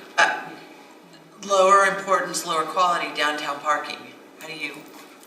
Reconcile It's that. important, well, it's not important for the city to take care of. That was the point of that. It's not the city's responsibility, but it's not all that high quality is what they said. So here where is you're asking, so residents can see this full list of services. They can see the way that the survey was asked, it will be this full list, and then they rate the quality, and next to that they rate the importance. So they can see the items relative to each other.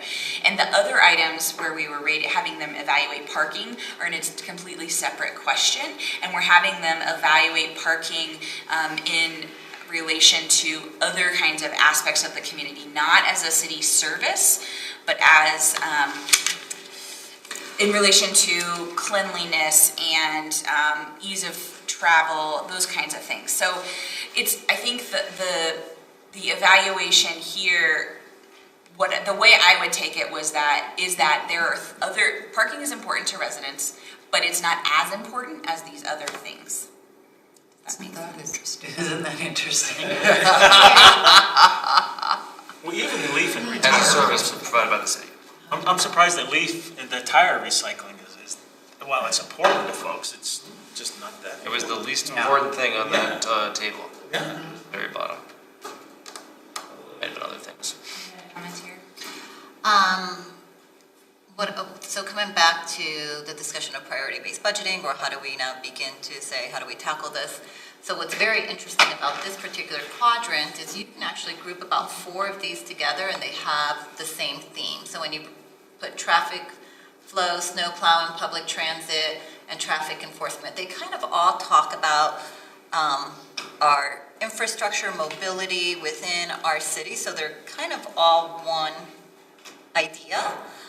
Because if you have bad snow plowing, you can't get out of your roads and you can't get to where you need. If we have traffic flow issues, are we enforcing it? So I like, it makes it a little bit easier for us that at least 4 out of the 7 or 8 there, they're all related to one kind of thing.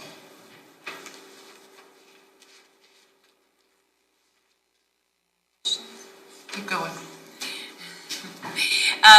So we did, as I kind of mentioned before, we asked residents to evaluate the importance of these different items, and we had said that reducing traffic congestion on city streets was, when they were asked to select the most important, it was selected as the most important. When we look at the evaluations of essential or very important, it was second after maintaining and improving city infrastructure. However, you can see with these arrows that people viewed maintaining and improving city infrastructure as slightly less important this year compared to 2016, and reducing traffic congestion was slightly more important, meaning ratings of essential or very important, there were more of them this year than in 2016. So of the city services that we asked about, we had 21 that could be compared to the national benchmark, and we had 17 that could be compared to the Front Range. And generally, the city residents gave higher ratings for most of those services compared to other communities. There's still support for tax increases from both residents and businesses. Residents were slightly more supportive in 2018 compared to 2016 for the 3/4 cent sales and use tax.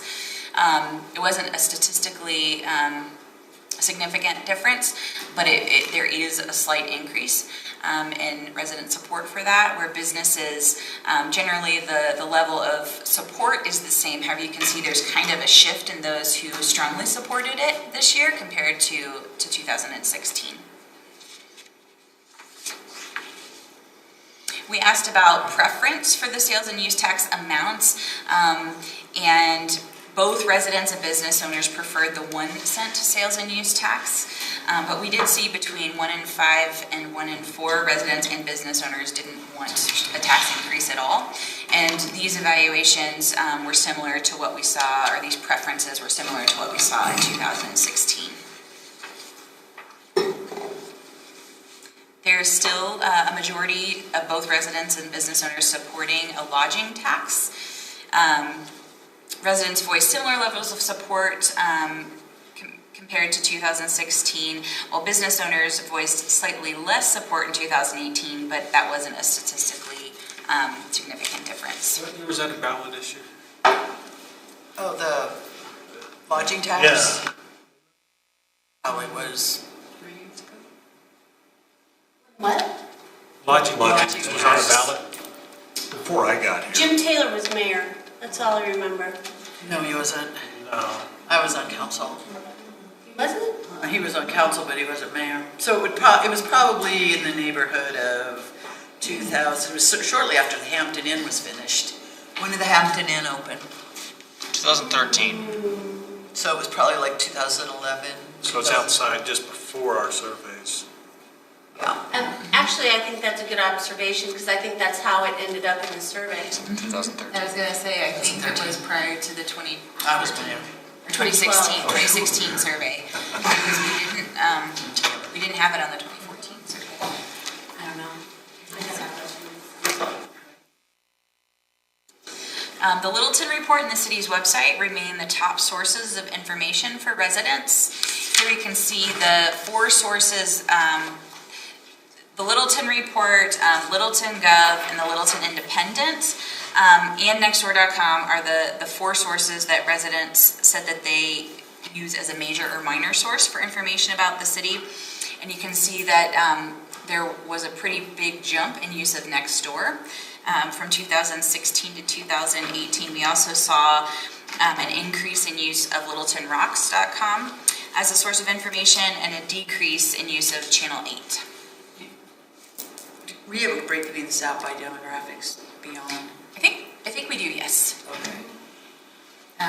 If we don't, we can. So what we don't know, though, is the secondary generation off of those.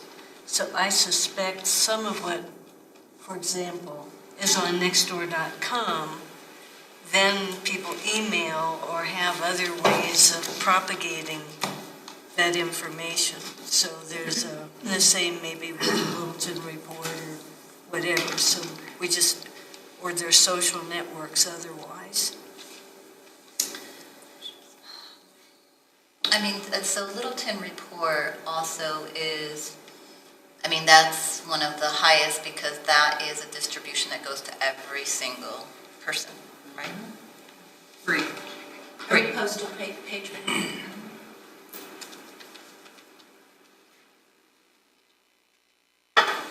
So as Kelly mentioned, we added a 6th page of questions that were specific to the Littleton Police Department. And residents generally feel positive about it, but thought potentially communication with the community could be improved. 30% of residents had contact with the police in the 12 months prior to the survey, and of those who had contact, at least 3/4 gave excellent or good ratings to these aspects: courteousness, fairness, knowledge, and fair use of force with their interaction. We asked about a number of different other aspects of their interaction, and overall, at least 2/3 gave positive ratings to those. Did we have those same things in the previous ones? No. So, okay. No, Because that would this- be really interesting. Right. This is the first time we've asked this many questions that are specific to the police department. Do you have any benchmarks for other communities, or if part of this was a requirement for Kalia, maybe Kalia has some other, just to kind of benchmark where we are? Is this good, is this bad? Kalia, I don't know if Kalia does or not, but we are actually in the midst of all of the public safety kind of issues going on in the United States. We're in the midst of working on a public safety survey that can be administered across the country. So hopefully by the time you survey next, we will have some benchmark data to provide you. We're leading the way. Yes, yes. I like that there's only 70% that haven't had contact with the police. I like that stat. I like it that I'm 100%. Yeah. So we also asked residents to evaluate a number of items related to the police department's relationship with the community. And these are some of the highest and some of the lower rated items, but still all of the items we asked about were rated excellent or good by at least 6 and 10 residents. There's only 2 items that actually aren't shown here that we asked. Treating all residents fairly and working with people in neighborhoods to solve problems within neighborhoods, and about 3/4 gave excellent or good ratings to each of those items. That's all I have for you, so I'm happy to answer any other questions that maybe we need into discussion. I don't have any questions, because it was very informative, detailed, good survey, good results. Question for Mark and Kelly, what next? How do we use this? Well, I think the comment I made earlier, I do believe that we have an opportunity as the council decides how they want to approach the work at a retreat. That's a more typical approach to information like this, is linking it up very specifically with your goals and actually creating performance standards. That's the piece that I don't think I've ever really talked to anybody here, but that's the level I would like to get to. I do believe we have a story to tell. I think in the short term, there's a lot of information here where people have started to raise questions. Traffic congestion is one of them. And I pointed out that the council decided to pursue this PEL process with CDOT on Santa Fe. I do believe there's a story there in itself that we need to kind of tie to the survey. So my thought is, in the short term, there's going to be some communication pieces that we'll probably take on relative to this. In the longer term, I do think the retreat's an opportunity to talk about this survey data and how do you want to respond to it from a goal priority perspective. I have some kind of highlights that I concluded on, and so maybe I'm gonna just throw them out there to get some validation from you guys. So communication came up through kind of all the questions in some way, and I think, we definitely saw it in police. I think it came up in community development, and some of the kind of avenues like Nextdoor going up, and I think even some other social, that talks a little bit about more timely communication, quicker. So I think communication is another one. It just kind of came up in different parts, in different ways. I also see, the whole discussion of traffic and infrastructure that's, and it's on the increase. So I don't think that's a can we can keep kicking down the road, and luckily we're already taking some action about setting up our capital fund to help us begin to address that. And then the third item, as I look at what are some solutions, it's about being creative and innovative. So Omnibus came up, how do we use that more broadly or something like that? Connectivity within the city, so light rail, a lot of people were, those were all positive things. Walkability, like start building on those nuggets of positive things and things that people are, their behavior is starting to change.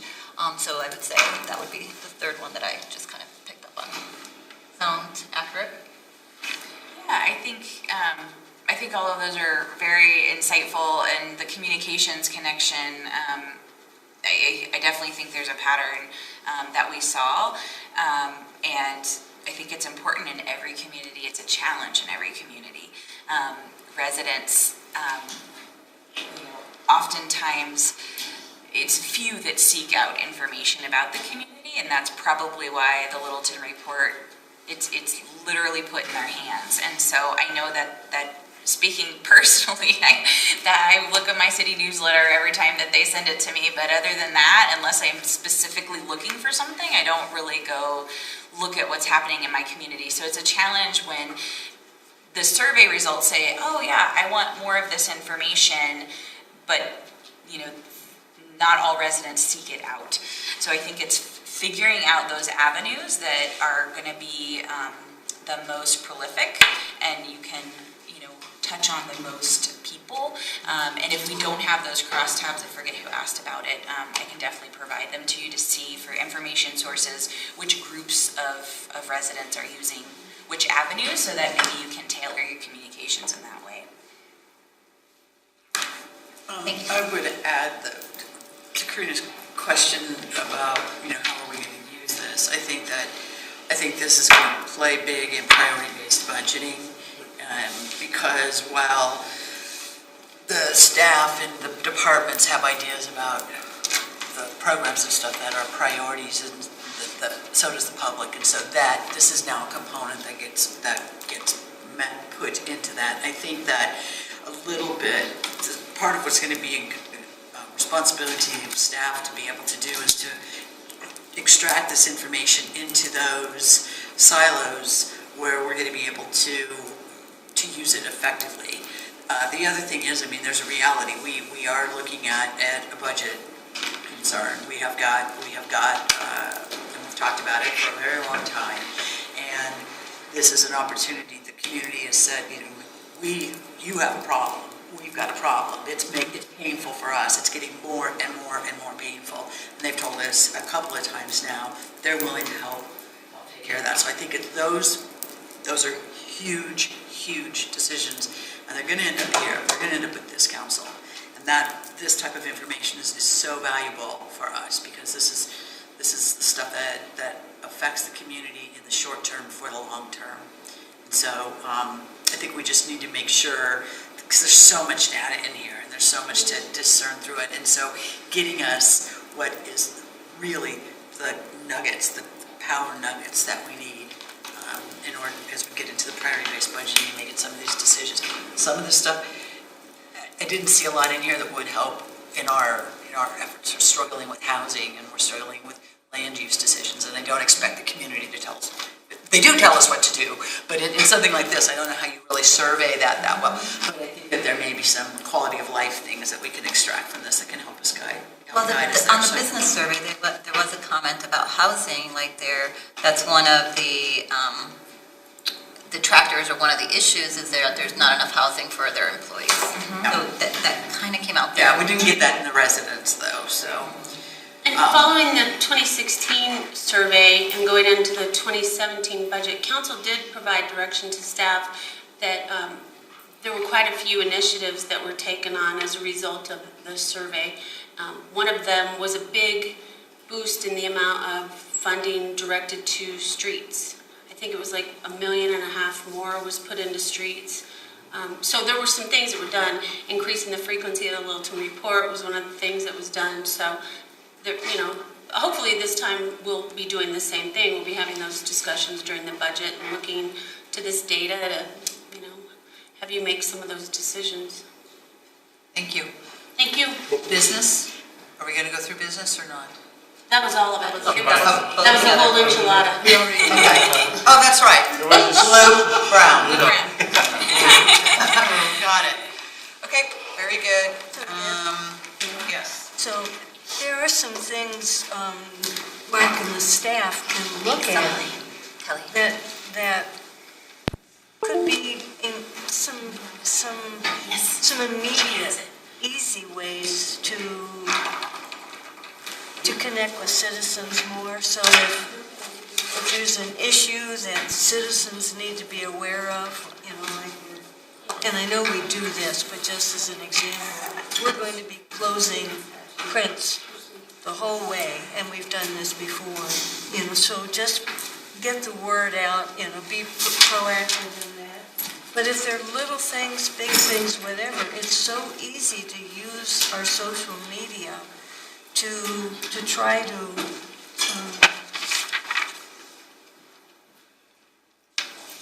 bypass problems, right? To keep people alert and to get them to let us know as quickly as possible. I'm assuming staff monitors nextdoor.com. And, to the extent that they do, they can maybe immediately respond to certain things that, I don't mean necessarily on Nextdoor, but they can get boots on the ground, addressing things, right? I mean, it's just, they don't have to become. Well, if I may, in this last item, we're going to talk about kind of an overall communication strategy here. I think in my self-evaluation here just recently, I think I commented on the need for us to probably focus on a very distinct strategy. I do agree that social media, certainly in my lifetime, has changed significantly, so I think the importance of it today is much more than it was just even a few years ago. Kelly left, she's got the information on just the increase in the number of people using Nextdoor, as an example, is pretty phenomenal. Where did Kelly go? She just stepped up. All right, anyway, she knows the information better than I, but, to me, that's the piece that we need to think through and try to figure out how do we actually get this information out, especially with all the things that we've got going on. I've made this comment before, but if you look at the council's strategic imperatives, any one of those by itself would be a significant haul for a city. We're doing 3 of them. And so the importance of communication becomes that much more important, making sure we're not on top of each other with too many meetings or overloading people. It's going to be a real challenge. I kind of stole some of the thunder here. We're going to talk about in a few minutes, but... Well, you can get going. Here we go. All right. So, Santa, would you mind kind of loading up the PowerPoint here and if you don't mind running that.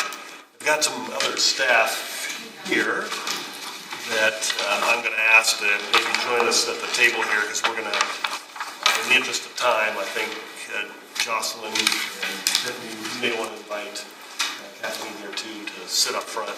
And we've got again, in the interest of time, I'm going to try to move through this. The Gantt charts. Yes. You were given some hard copies of some of this material, which I think for tonight here, this might help you kind of referencing back to that. Try to bounce back and forth electronically may be a little bit of a challenge here, but if you remember coming out of the retreat, the City Council had, of course, 3 strategic imperatives. And the agreement that we had coming out was that I, as the city manager, would be reporting back to you periodically, quarterly as an example. So one of the things we've got is we've got some kind of dashboard material that I kind of shared with you at the retreat. We're going to use a lot of this information here to communicate back out to the public. We have a web page already set up for the council's strategic imperatives. And so based on your comments and feedback here this evening, we'd probably take a lot of this information and upload into the web page. My intent is to communicate back out to the community what is the council's strategic imperatives and what are we doing about it and kind of the status of that.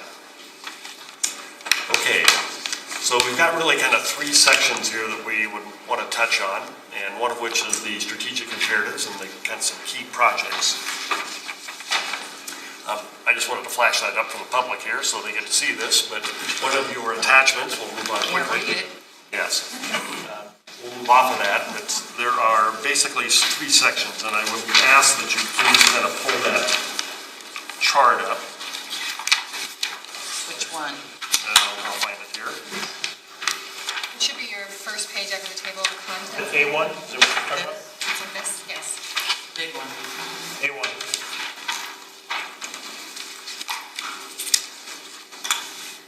Sorry, I'm searching for my own copy. All right. Timeline. Okay, so this is trying to take some of these kind of broad categories. We've taken a lot of subject matter and kind of rolled it up into these categories. And so the strategic imperatives, we show you a little bit of breakdown here, and it kind of relates back to the Gantt charts or the dashboard. So financial sustainability is one of the council's strategic imperatives. We kind of broke that down into kind of a couple of major pieces. Fire, making a decision with the fire was certainly a piece to helping us try and decide where we're going financially. Council well aware, we've got an election in November, and our citizens are going to decide how we're going to be paying for that. So that's kind of one major step that we've taken towards financial sustainability. Long-term capital funding is a 5-year fiscally constrained plan. Just our previous study session here, we had an opportunity to sit down with council and kind of share with you a fiscally constrained plan. Later in the budget process, you'll get to see an opportunity to kind of see that in action. And then eventually, we're going to be asking council to formally adopt that as a planning tool. I think I want to plant the seed here right now. During the budget process, I think I'm going to be suggesting to council that we may want to consider the time for us to create either an ad hoc committee or maybe even a board or commission that looks at infrastructure in the broader sense, both from a transportation perspective and the utility. This is a typical approach a lot of cities will take. If they're struggling trying to decide what are the priorities with infrastructure and utilities. We have a very significant sanitary sewer utility, and you're going to get a briefing on that here later in July before the joint meeting with Inglewood. So I'm kind of putting that out now because I do believe that there's merit in us having some kind of committee or help us wrestle with the alternatives and priorities here longer term about how we're going to manage the capital, certainly beyond just the maintenance issues. And then, of course, in the financial sustainability, the big piece, which we've been talking about already this evening, is priority-based budgeting.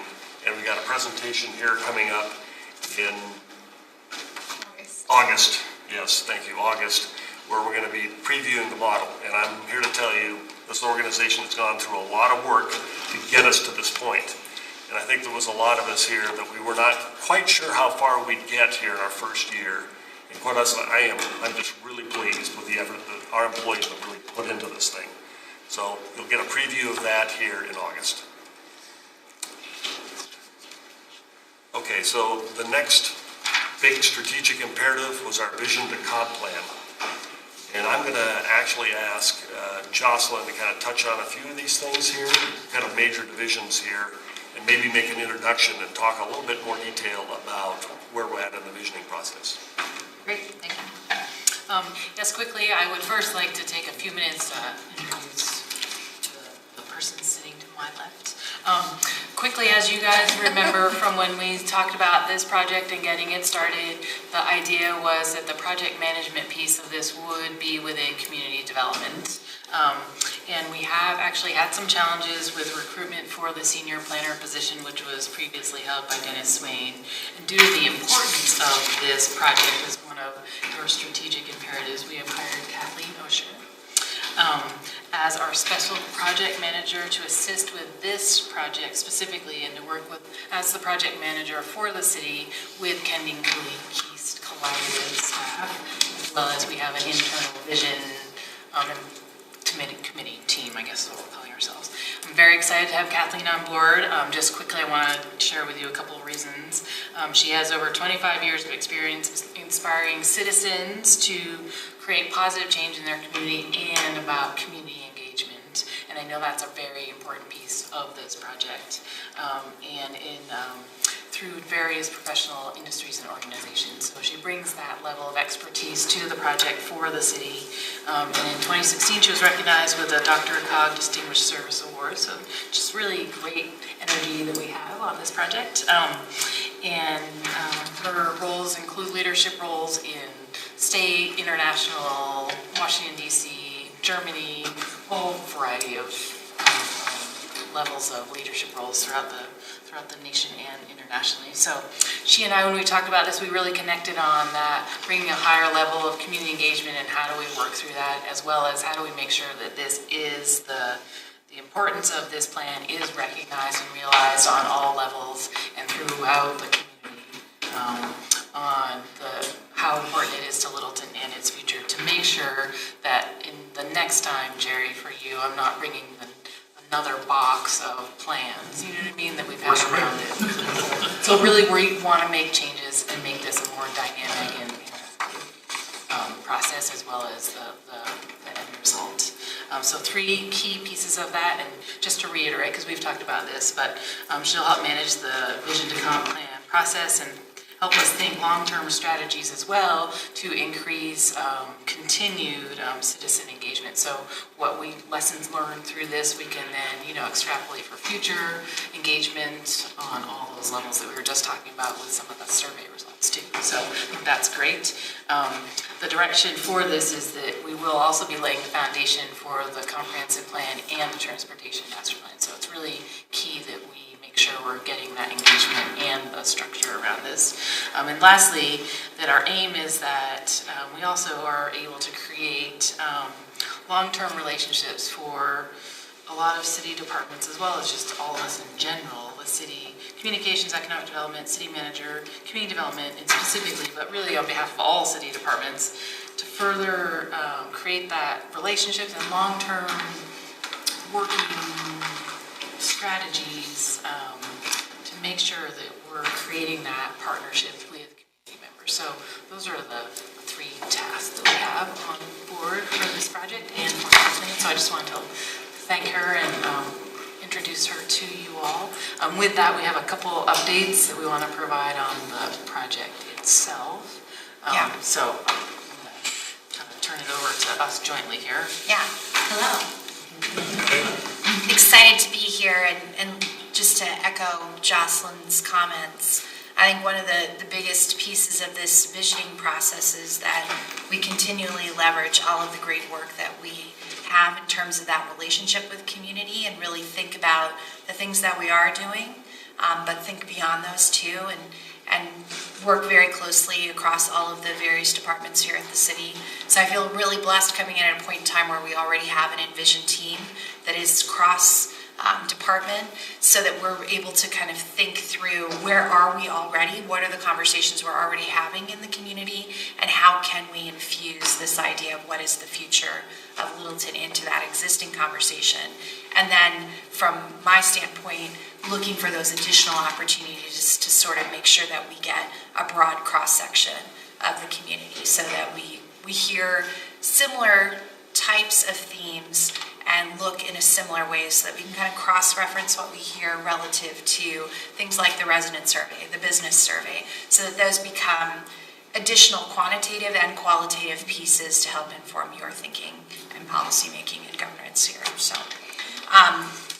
this is sort of a new format, I think, for all of us, right? But it's a really helpful tool to kind of guide you through where we are in the project. So you'll see that percent complete sitting at 23%, which I think, we started in April, right?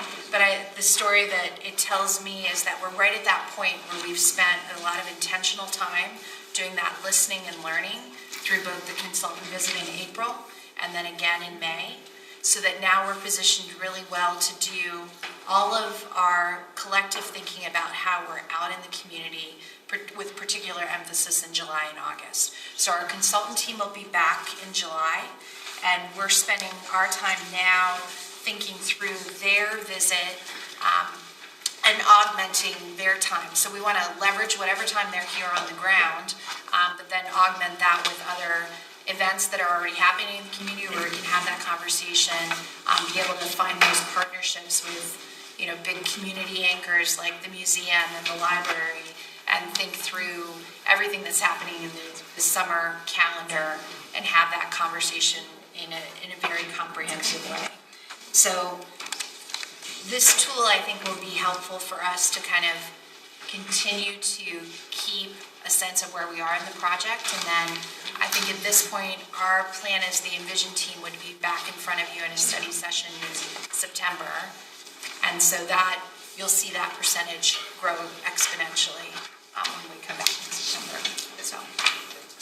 And we just handed out an overview of some of the details. That's the next thing. May I make a comment? Sure. Yes. Or maybe it's more of a question. So the update is going to be in September. So I'm feeling a little nervous that September is far away, and then it's a really condensed time between September and then December that are formulating a vision. So I just feel like I haven't heard a lot. Just uncomfortable. I don't know if it's me. Does anybody else in council feel that? No? I'm nervous but not scared yet. But I could get scared pretty fast. But we appreciate the input, and that's, we can see how it goes, and we can provide you more, written updates along the way too, right? Well, we've had some conversation about actually the team meeting with some of council individually, or maybe all of them. That's the other one. Right. Yeah. I mean, So maybe you that might would touch be, on that. right, exactly. I think what I'd like to do is kind of leverage your understanding of both your districts and your key constituents to know where we can plug in efforts, both with the consultant team or augment that with other city efforts. So I'd really like to sit down and then also think through, do you have, particular passions in the community that are focused on certain groups of people or certain efforts that are already happening in the city, and how can we kind of leverage that as part of this bigger visioning process. So I'd like to explore that opportunity to sit down with each of the members of council and kind of figure out where I can help support you and where we can get you plugged in that process. Because it really, the next few months are designed to be out collecting that data, collecting those elements that then can rise up to a vision plan, that we can have enough time to sort of vet out in the community and have that conversation. So all of that work to collect that data, to collect that information, then comes to you in the form that you can say, does this feel right? And it also is an opportunity for us to take it back out to the community and say the same thing. Does this feel right? Are we on the right track? And be able to still incorporate that feedback before we would complete the process. Yeah, and I think maybe because this is a new approach to getting to truly a vision for our city, I'm not necessarily saying I need an update now, which is an output. It's more of what are the things that are happening, more than just what does listen and learn mean. What's been shared with us, there's a lot of different ways that we're going to be engaging. Like, I want to have a sense of who are you talking to? Did you talk to my neighbor? Like, who is this 10 or more groups of people? And so it's more of not necessarily looking for output already, but just, what's going on out there? Like, if I was to run into someone, what would I say if they were to ask? And I don't have an answer right now. Okay. Yeah, thank you. So with that, Sorry, since I just got this to look at, something caught my eye in terms of age. So if roughly 3/4 of the population is over the age of 19, then a quarter is probably less than 20. Then the focus is going to be on ages 20 to 75. What percentage is older than 75? So, right, I think the survey data that we have is probably 2015 is probably the last census survey, American Community Survey. 2016, I think. 2016, okay. So I was just looking at those numbers, and it was about less than 5% that's over 75. So. That's not very, very hopeful. You're a statistical anomaly. Statistical I have a question on the Phase 2 assess perceptions. 264 days, it's a year. What is that? Assess perceptions. I mean, it's obviously different than listen and learn. So, how do you guys define what assess perception is? Is that just data collection analysis from what you got from listen and learn? I mean, I thought we were talking about a little bit more dynamic outreach that was going to last a little bit longer. So what am I not understanding? It's because on Gantt chart and we don't have good relationships. Well, yeah, so the harder part, and maybe we can think about this a little bit, but we're still collecting the data. So really the listen and learn is, as Kathleen was saying, from, the Yeoman piece of that is coming up from now to September. So within that, one of the next pieces also will be assessing that. So it's kind of things that are happening at the same time. Well, so the listen and learn isn't 70% done. If it's going to go through September, then why does it say it ended May 31st? So part of it, it's working with Gantt charts, I agree. But part of it is because that was the intention, that was when they first came for the first couple initial pieces. It was part of what this is, and then Sam was also offering perhaps we... On that assess perceptions, those dates, you are correct, those dates have a typo, so I apologize for that. So maybe we need to re-explain this a little bit, but the phase 1 was more that initial couple of times that Kending and Keys came here to talk to us about what you guys wanted to see out of this project. That was how this phase 1 was articulated in this Gantt chart. We're also saying phase 1, listen and learn, is now that bigger community piece that is starting to happen and really ramp up. That will be now for the next few months. And then the next piece would be then we start to compile that data as we collect it into the spreadsheet to start the assessment. So it's kind of things that are happening all at once as we collect the information. And these phases mirror the scope of work that Kending Keys had shared with council, and so right now we're still using that same language so that you can kind of intuitively see how those things play out.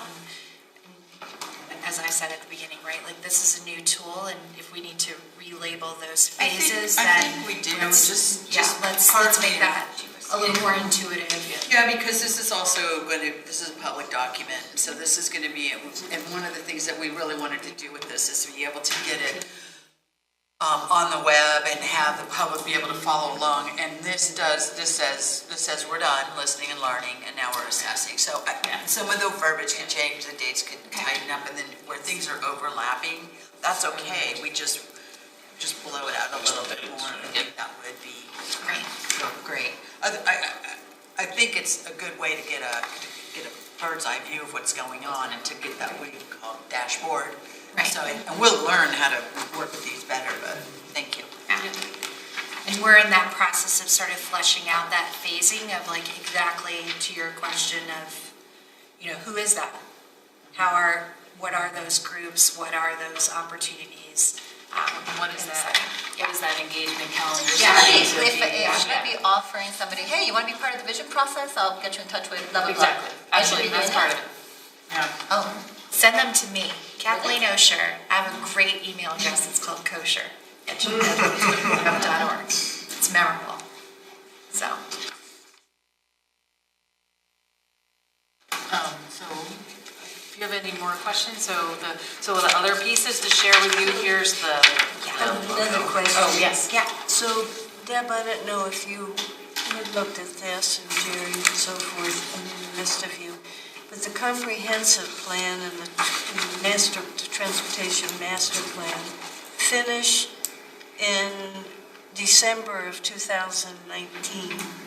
Finishing those in December of 2019 is after the next council will be elected. And since a couple of us are term limited, then that does not seem a good timing. It would seem to me that it should get done while we have the current council that's been working on all this. Yes, I heard the instruction loud and clear at the retreat of what the council's intent was with this. And there's detail behind this that you're not seeing, but the actual formal process with the Planning Commission and eventually the City Council, the adoption of that will be before this council, changes over here in the November election. So yes, the intent is for you to act on this before you leave. So why does it show after? I'd say there's more implementation steps that we have to take as staff. So even after you approve it, that's not the end of the process. So deep into the organization, then there's a conversation about, how we communicate this, how do we implement this? What does this look like when it comes to, the rest of the city processes and budgeting as an example? Well, it might, in case of Mack truck runs over half of us on the way to the CML conference. It might be good to... I'm not going to CML, so. Not now. We're going to stay on here and have a meeting where It seems to me having that kind of clarification in here, if only as would be good. I mean, here it is, and in 5 years when there are other folks around, whatever, knowing what in the world that really was. And we would be more than happy to do that. We have a timeline chart that goes way beyond this that I'm sure most of council would not like to see. But yeah, this was our attempt to try to roll it up into something that was short and concise. But absolutely, we can add You're major looking milestones. at that page, and I'm looking just at the simple listing, which is a little different. I mean, that implies more specificity than Certainly does. the graph chart thing does. So anyway, We sure can. It doesn't show the milestones. A lot's going to happen. So I think to end our presentation, what we'd like to do, if there aren't any other questions, and I do apologize that you didn't have this in advance, but we wanted to give you some sense of kind of how we're approaching both the next consultant visit and how we're sort of measuring ourselves against, are we getting that broadest cross-section of input across the city. But what we'd like to do is show you one of our greatest partnerships so far in this process has been working with the communications department. And so we were able to capture some honest to share with you. Already. I guess we're going to watch. Yeah. Time to dance. It's not very long.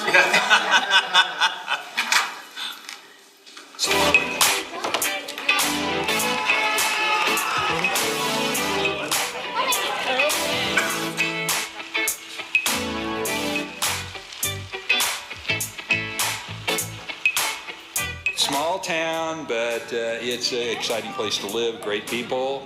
I love Aberdeen Village where I live. I love Kettering Park and the lake. I serve on the Planning Commission, and I have for going on 17 years, and I love giving back to the city because it's given a lot to me and my family. I love the city of Littleton. I like to be in the downtown area. And my most favorite thing to do in downtown Littleton is to go to the theater at the town hall. This Thursday, we're going to see Ain't Misbehaving. Because we've lived here our whole lives. We love Littleton. It's a great city. I was born and raised in Arizona. And it is so beautiful up here. Well, we've been up here 12 years now. I like Littleton because they have fairs like this every year, and they're really fun. And it's a very good community. I love the Mary Carter Greenway Trail in the city. I don't live in the city, but we come down here when we have friends in town, and we visit the Mary Carter Greenway Trail because we like to show it off. I love our big yard, and I love that we can always have our friends, or my friends are 3 blocks away, so we can always hang out. I love Western Welcome Week because it contains and maintains the traditions that Littleton's been known for 150 years or more. It's a very special place to be. Yeah, what I like about Littleton, no parking meters downtown. Keep it that way. I like the restaurants. It's a very friendly neighborhood. Lots of free food. It's a great place to be. I love the library and the museum, most of all. I moved out to Littleton in the summer of 1974, and I had to move out to Aurora for a couple years and got to finally come back and a couple months ago, and I'm just so excited. We're so happy, and just, if you want to come to the metro area, come to Littleton.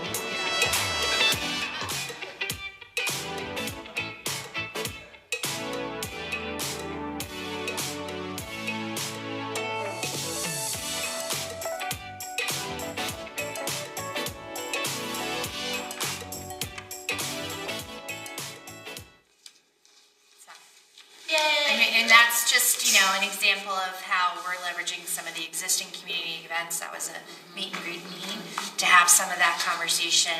And now that, we'll have an online survey that we'll be driving people to, because this is an incredible tool for social media. I mean, video is where it's at for driving that traffic. So thank you to the communications department for pulling that together. So I really appreciate it. And thank you. Thank you. Thank you. Appreciate it. Are you ready for the next one? Sure, please do. And Council, I just want to introduce Shira Pullman. She's over there in the corner. She's our new digital media specialist. She's been with us about a month now. We stole her from KOA Radio, where she did news, traffic, and weather. She used to fly around in the helicopter. She's got a lot of stories about that. But she's got a television news background, and so we're really excited to have her. So she sat here tonight so she could meet you. Welcome. Okay, collaborative relationships, I'm going to move on if that's okay. Yes. And so, if coming out of the retreat, we agreed that this was one that was perhaps kind of less defined, and that over time that we were going to go ahead and try to add some definition to that. So one of the things we've actually included in your packet is kind of an inventory of some of those relationships. Many of those we've been doing for quite some time, but we're starting to basically assemble a list of how we're trying to engage locally and regionally. And you'll see that we've kind of taken the dashboard and kind of broken that down into three kind of categories: internal, community, and regional. I think we've probably all agreed that it's the regional effort there we're perhaps kind of looking to spend a little bit more focus. Certainly with Councilmember Elrod and Schlachter, with the transportation piece is an easy example where we're trying to engage probably at a level that we just historically have not done, hopefully to kind of solve some of our longer term transportation issues. So collaborative relationships, again, there's a dashboard we put together, and we're looking for ways to kind of help communicate out to the community the strategies and techniques that we're using to hopefully kind of broaden that relationship. Okay, moving on. There are key projects, and this is the piece here that I'd like to go back to this timeline here. And this is the piece where I'd like to talk a little bit here about some of these major efforts, and specifically the whole Airbnb issue that we were talking about last week. Now, first of all, I think it's important when you look at the code update piece of this thing, you'll see some in yellow, and those are indicating projects that are largely complete. So I would like to point that out, that we do finish things here, by the way. So very important for us to acknowledge that and quite honestly celebrate that. The fact that we're moving on a package of projects and initiatives here, quite honestly, in my view, are rather historic. I'll say it again, any one of these things by themselves would be pretty substantial for any city. We're doing a lot of this. On the code updates, we recognized that we needed to proceed with a series of updates to our code and could not wait till the end of the whole vision and comp plan process. We needed to proceed with some things. And specifically what I want to point out here is you'll see in the code updates, the first couple of bars there in purple, there was a zoning code update, height of structures. And that's a piece that staff specifically wanted to address in our code, lesson learned from previous projects about the interesting quirk in our code about how we calculate height. And quite honestly, it has been a struggle for us in some of the projects in the past. So we see that as, from a staff perspective, as an important code update that we need to make in the short term. By the way, all of these, I'm looking for council concurrence because these really are your priorities. We are suggesting to you as staff that we need to address this one. Now, we are suggesting that we delay this particular issue a little bit here in order to make time for that third alternative. And what color is that? Is that magenta? Sure. Purple? Thank you. Aubergine. Okay, and that is the Airbnb VRBO issue. So we are showing you basically this preparatory work that we would be doing here between now and what's the date, Sama, for the August 14th? I want to say August 14th. August 14th is a specific date for us to come back as staff and have some alternatives and more information on that whole vacation rental piece for the council to decide how far do you want to take that. So you can see we've put in a timeline. Could be shorter. Actually, it could be longer if you council really wanted to get aggressive with this issue. But so we're trying to estimate some reasonable amount of time to get to study session, planning commission, back to city council for adoption of any kind of code change. So the height of structures in the zoning code and the interesting code piece that talks about comp plans needs to be delayed a little bit in order to get the vacation rental piece. What does that mean? Well, in short, our code does not recognize a good connection between an adopted comp plan and our code. Steve can get into more detail if you'd like, but we got to clean that up before you get to final adoption. I do worry a lot about the delays on this. I mean, one is delayed until, they're both delayed until next year, and one is March of next year, so that we can spend what could be 6 months on one issue on this Airbnb. Quite honestly, height and structure, hugely. It's a big deal. So, I'm sorry, so the zoning code updates the comprehensive plan, is that running somewhat parallel to the comprehensive plan development, or is our current comprehensive plan? Councilmember Bell, members of the council, that's actually a piece that while we're looking at the comprehensive plan, we really need to address, because right now in our zoning code, the only reference we have to a comprehensive plan is we have a definition. There's no connection between any of the character or quarter plans that we do. There's no connection between any of these other plans like transportation. That's where we fall, that's almost like where we fall apart, because we say one thing here, but then your requirement says you have to do this. This is creating a framework. This isn't doing the planning. It's just going to create the framework saying, okay, as we do these things, this is how they fall in to the puzzle. Right now, I describe it as we have a puzzle, but we don't have any pieces to connect together. This is going to create the framework so as these things are done, they fall into the puzzle. There are a series of other kind of code issues below the vacation rental piece here that are kind of in process. In part, they've been through even some of the planning commission, if I'm not mistaken. So we felt those were difficult for us to kind of postpone if the council is interested in the vacation rental. By the way, we did send out a note here to council that the one Airbnb that was in question here from last week, the owner of that property has decided to cancel the rentals after the end of the month, mostly because of the conflict they were having with their own neighbors. So, depending on how you want to look at it, I suppose good news for at least those neighbors there. So there is perhaps, in my view, maybe not quite the sense of urgency that maybe some of the neighbors felt here a couple of weeks ago if this owner is going to stop. You get the next one. Got it. I fully recognize that. So is there a way that the Airbnb can be, that we can be working with it, shortened but that it doesn't push the others off. So I would say that it seems, like I just counted them, it seems 8 months, and you said it could be shorter. But to move the others completely into next year, and That's the same problem we always do. We keep pushing them.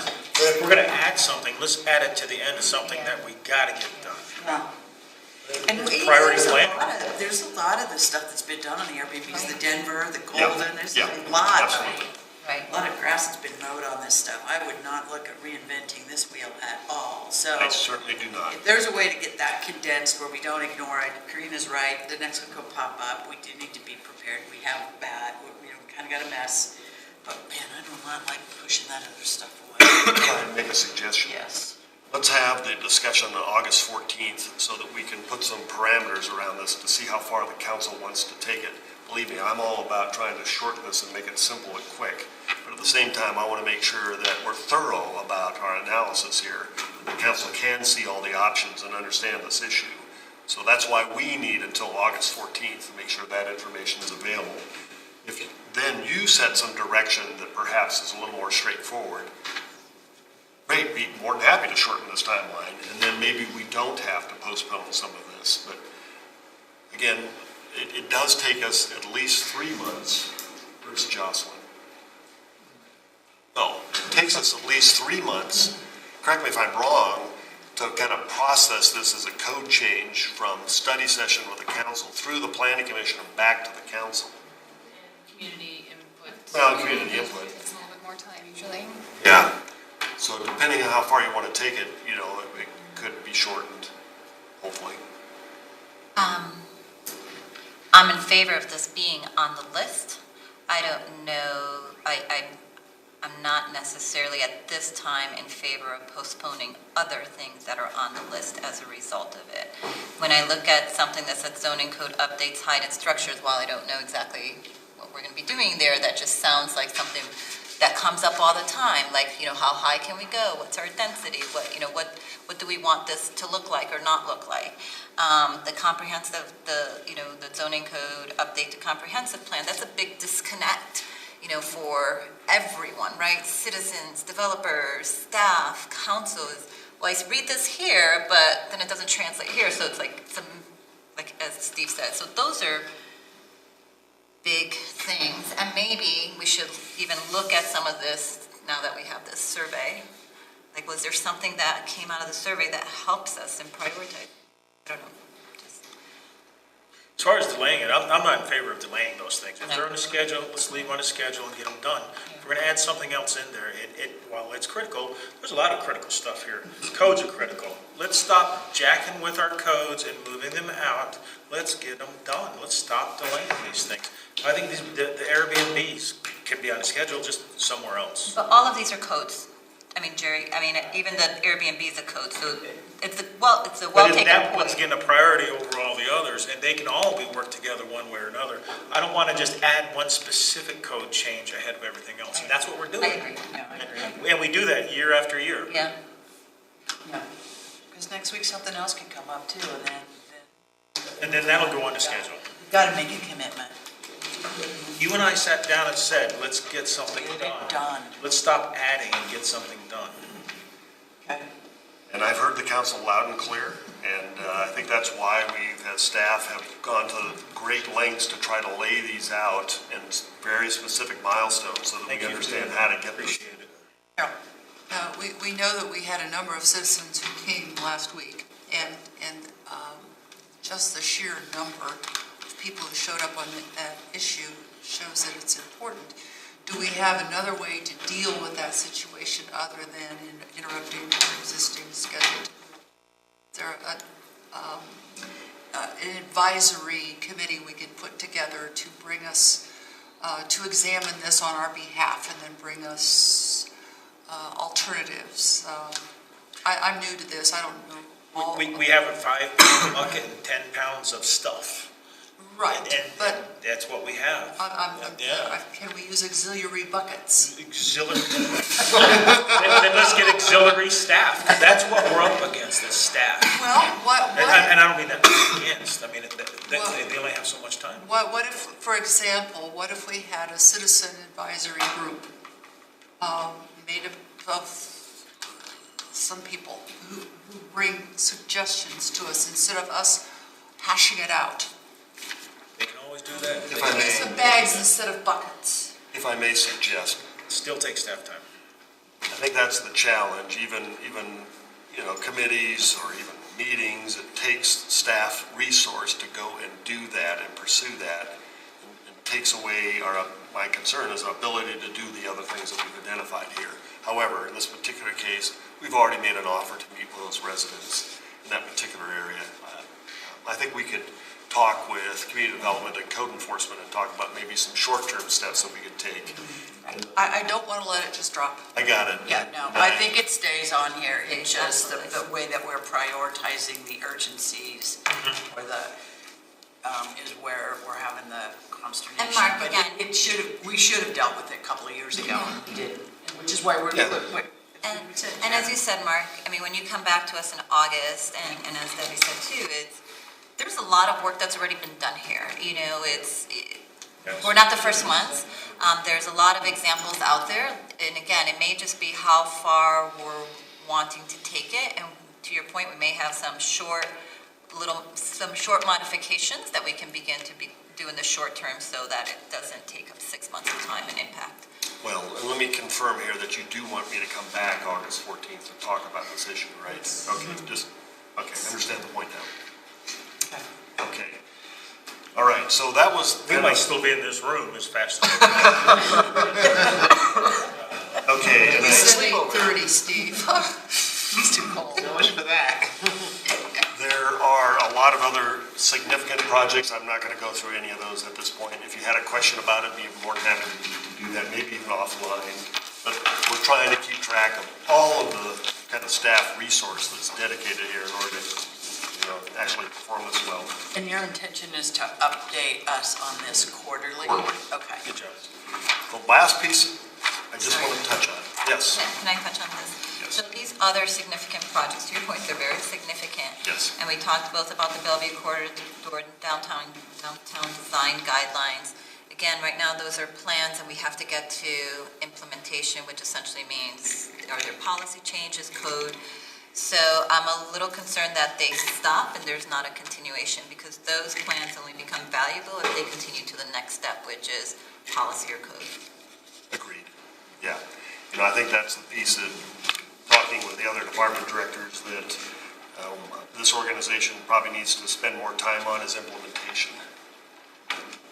You do a lot of work getting up to that point. I think we exasperate. Oh, God, I wish I would have said that. Steve, don't we exasperate this problem here if we stop here? So don't we exasperate the comp plan to code if we stop our planning at the... Councilman Bell, what I'd suggest is as you go through, and taking the Bellevue Corridor, the downtown design guidelines, if those come to you for final, that is where I'm sure the city manager and staff, including myself, will talk with you about, okay, how do we take this now and implement it? What are the implementation steps? But I almost would view that as sort of a new piece of this that comes once you are done. But I don't think there's any question that that's going to be talked about. In fact, I'm fully anticipating some discussion about the Bellevue Corridor specifically during the budget process, because there are a series of guidelines here that were laid out where the city and obviously the adjacent properties could pursue certain kinds of improvements. And so in my view, this is where if the council really finds that this plan is important, is what are the implementation strategies we could pursue to be very specific about making that a reality. And to be honest, as an example, I've used this maybe with a couple of you, if you like that corridor plan and you want to actually have a landscape median. I thought you were going to say something else. No. That's an example where it's going to take city investment to build the median. because you cannot, in my opinion, reasonably expect adjacent property owners to redevelopment to build a median. So I think that's the piece where, as an implementation strategy, staff could come back to council and say, if you like this, here's a series of actions we could take. Of course, that then will take a financial resource, but that's a different question. And we may have a different answer. Correct. Well, the other piece that comes into that, there may be possibilities for grants. Correct. So we want to get in the pipeline as soon as we can. Absolutely. To apply for those puppies. So you may want to look at grant deadlines and back us in, up. Excellent point. Yeah, I think that's part of the regional relationship issue that we need to kind of focus on, because I agree, this could be Yes, I opportunities. mean, I think we want to be applying in the next go-round of every single grant we possibly can. Again, another reason why a 5-year plan is important. I'm pushing a little bit. I'm just trying to be sensitive to the time, if that's okay. Keep it up. Okay. Keep it up. Push. I think the last piece that is the communications here, and there is a chart here that we as staff have started to assemble here, where we're trying to lay out a lot of these major initiatives and projects, and actually by the month, showing you some of the pieces that we're going to have to take on with a communication strategy. You don't get to see a lot of the tasks associated with this, but it's just hopefully a demonstration to you that we do take this really serious here, and that way I think we're going to have to think next at least 18 months about how we're going to take on these projects and communicate.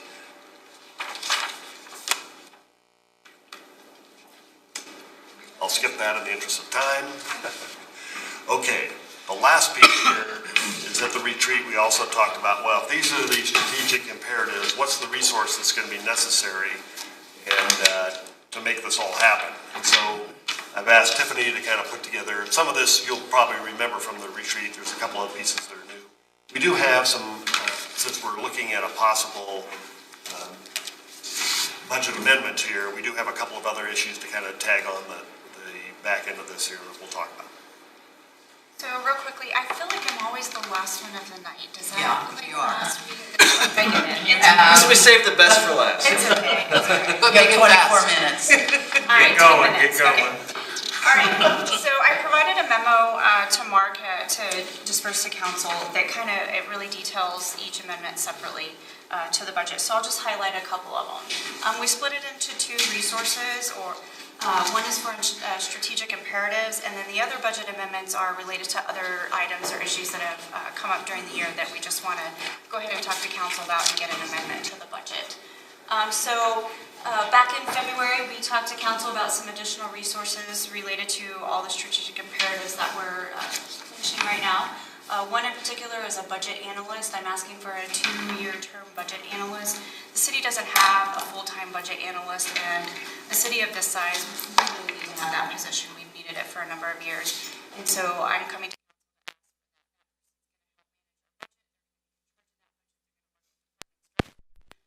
our capital plan, our 5-year, 10-year, 20-year capital plans, and our 5-year fiscally constrained plans. So this position is very important to the city and to finance itself with all the other projects that we're working on right now, priority-based budgeting. It's taking a lot of resources from us. So this is one that we mentioned to council. And that's total compensation, 204? That's over the 2 years. Total compensation. Total compensation for 2 years. And both of these positions would be limited to 2-year terms? That's Yes. how the employment contract would read? Yes. Yes. Would they be renewed after 2 years, or are they, is it finite? 2 years is 2 years. Unless you would like to go beyond that. Oh, I've heard this before. And then the other one is a transportation planner, and this person would work directly with our transportation plan and master plan. And this is kind of a new one, but we've identified it over the last few months as a priority for the city and for the Public Works Department. Very important to the city, especially as we're building out our, again, 5, 10, 20-year transportation plans. If I may, Tiffany, just add on that, I think maybe very specifically, the staff that we've hired in just the last couple of years, Aaron Human is the traffic engineer. Remember, we didn't have a traffic engineer here for several years until he got hired. And And so his workload just is not going to allow him to spend the time that's necessary to get this transportation master plan and the comp plan done. So that's why there's a very specific 2-year term, largely kind of focused on that. Okay, and then the second one is impact fees fund. So we talked about the transportation master plan. We had originally thought we would fund this out of the general fund or the capital projects fund. But after speaking with the city attorney, it's appropriate for us to use impact fees for that because it's going to address capacity and future expansion. So that's the other budget amendment that's directly related to strategic imperatives. So are you saying the impact fees fund, $150,000 can be used to fund the transportation planner? Not the planner, not personnel, just the plan itself. Just the plan itself. Where does the money for that plan go? Is it to a consultant? Is it? That one's to a consultant. Yes. Printing costs? I mean, what is the? It would be a consultant. It's a consultant team, and specifically one of the major pieces of the generation of a travel demand model. That's something we don't have. This is to help us understand where the traffic is going. I'm not sure how familiar council is with those kinds of things. It also helps us establish what we call a level of service standard for every intersection, signalized intersection. So not only does it react, this model tell us long-term land use decisions, but then it also comes back and translates us this level of service piece that we're needing here for determining impacts for future development. So that one's for outside consulting. Outside. Is that a 1-year plan? It's What time? 1 year to do? It's a one-time cost for a multi-year plan. It starts this fall, but it will finish before the adoption of the comp plan. It has to be tied together. 19. We talked about some other resources. So during the year, a number of things come up that we might need to ask council for an appropriation so that we can either meet a deadline or a grant requirement or simply just purchasing timelines. So we have a few several here that we just wanted to talk about. The first one is the engineering development review. The amount of engineering reviews has just gone up dramatically in 2017, and we envision it's going to continue to increase. And so rather than hiring someone to do this in the interim, we would like to continue or consult with some outside agency to be able to do that development review. What I would remind council is that in 2018 we implemented engineering review fees, and we anticipated those to be about $350,000. So we do think that we will get enough fees coming into the city to offset this $200,000 in 2018. Currently through May, we've collected about $130,000 so far that could go towards offsetting these costs here. Tiffany, a quick on that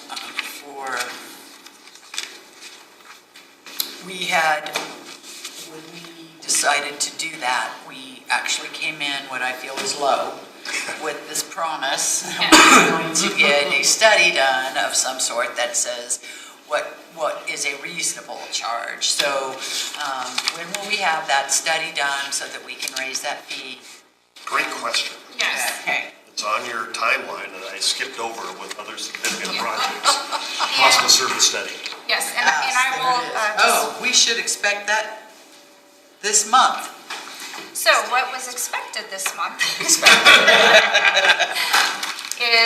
we've actually, we did an RFP, we selected a firm, and we had our kickoff meeting just this afternoon to discuss our timeline and our deliverables to the consulting firm. So we have started that, and we envision that hopefully by 2019 and during the budget process, we will have some information for council as far as what percentage of cost recovery is possible and so where we just started. We just started this, and we're not going to have anything until next year. No. We'll have it. We will have it as staff as we ultimately review our budget and submit to the council. Yes. So you will have that information. Oh, that will be applied to the 2019 Absolutely. budget. Yes. Okay. Yes. Okay. We were talking 50% increase, or what was it? Yeah, we were at 50%. Well, let's see. In the case of engineering, there was 0. And so we went to 50% of cost. And so now the cost of service study is trying to help us understand how far can we take it further. Because we wanted to go to, we wanted to, Terry, you and I were headed at 75, and they knocked us down to 50. Hell, I wanted 100. Well, someone said 100. Maybe we still Okay. So you'll get a solid answer here. The Capital Projects Fund, earlier in the year, Brent gave a presentation to council and he mentioned a $400,000 expenditure that wasn't made in 2017 that we were going to come back to council and ask for 2018. So this $400,000 is going to be related to two projects, Santa Fe and Mineral Concept Design, and then an overall structural review of all of the traffic signals within the city. And Mark, I don't know if you want to explain. Yeah, on the Santa Fe Mineral Concept Design, I think at the Tri-City meeting here with Inglewood and Sheridan, you're going to get an update on the work that's been done here for the Santa Fe PEL process. Quite honestly, it's very good news. And so how we are kind of proceeding with that is very sound. We've got CDOT now kind of looking to take the lead in funding a major piece of that thing. So so the Tri-City meeting is to update you on that. Now, because we have a development, actually we got a P4 process, I think scheduled now in July or August. July on the north part of Enser. Staff is feeling... Oh, that'll be interesting. Yeah, staff, yes, it'll be very interesting. Staff feels like it's very important for us to start some concept designs based on some previous work, bring CDOT into the conversation, and use this to help guide the development of Enser on the north end, plus integrate this into the whole PEL process. So we've been talking to CDOT about this, and so we're seeing, quite honestly, a need for us to start that work now, to be honest. I was hoping to delay it, but I just don't think it's practical. No delays. All right. Okay. The next one is an armored police vehicle, and we have Chief Stevens here to answer. Oh, wait. Holy crap. I didn't know he goes away. The chief is going to talk? Big, huge trucks. Oh, he doesn't have to talk? Let's have the chief come up and see if we can do brevity here. We should take a break before. But I think if you've read the staff report, we have a Wells Fargo armored car that got converted several years ago, and it doesn't meet any kind of standard here. The chief can certainly fill you on some of the problems, but our fleet manager has recommended that this is the end of the life of this thing. We've got to get rid of this thing. Yeah, so basically it's a replacement for an existing vehicle, and I think the mayor nailed it. But as soon as fire's out of here, I'm like, what can we get that's really How many trucks can we have? Do you want a ladder truck?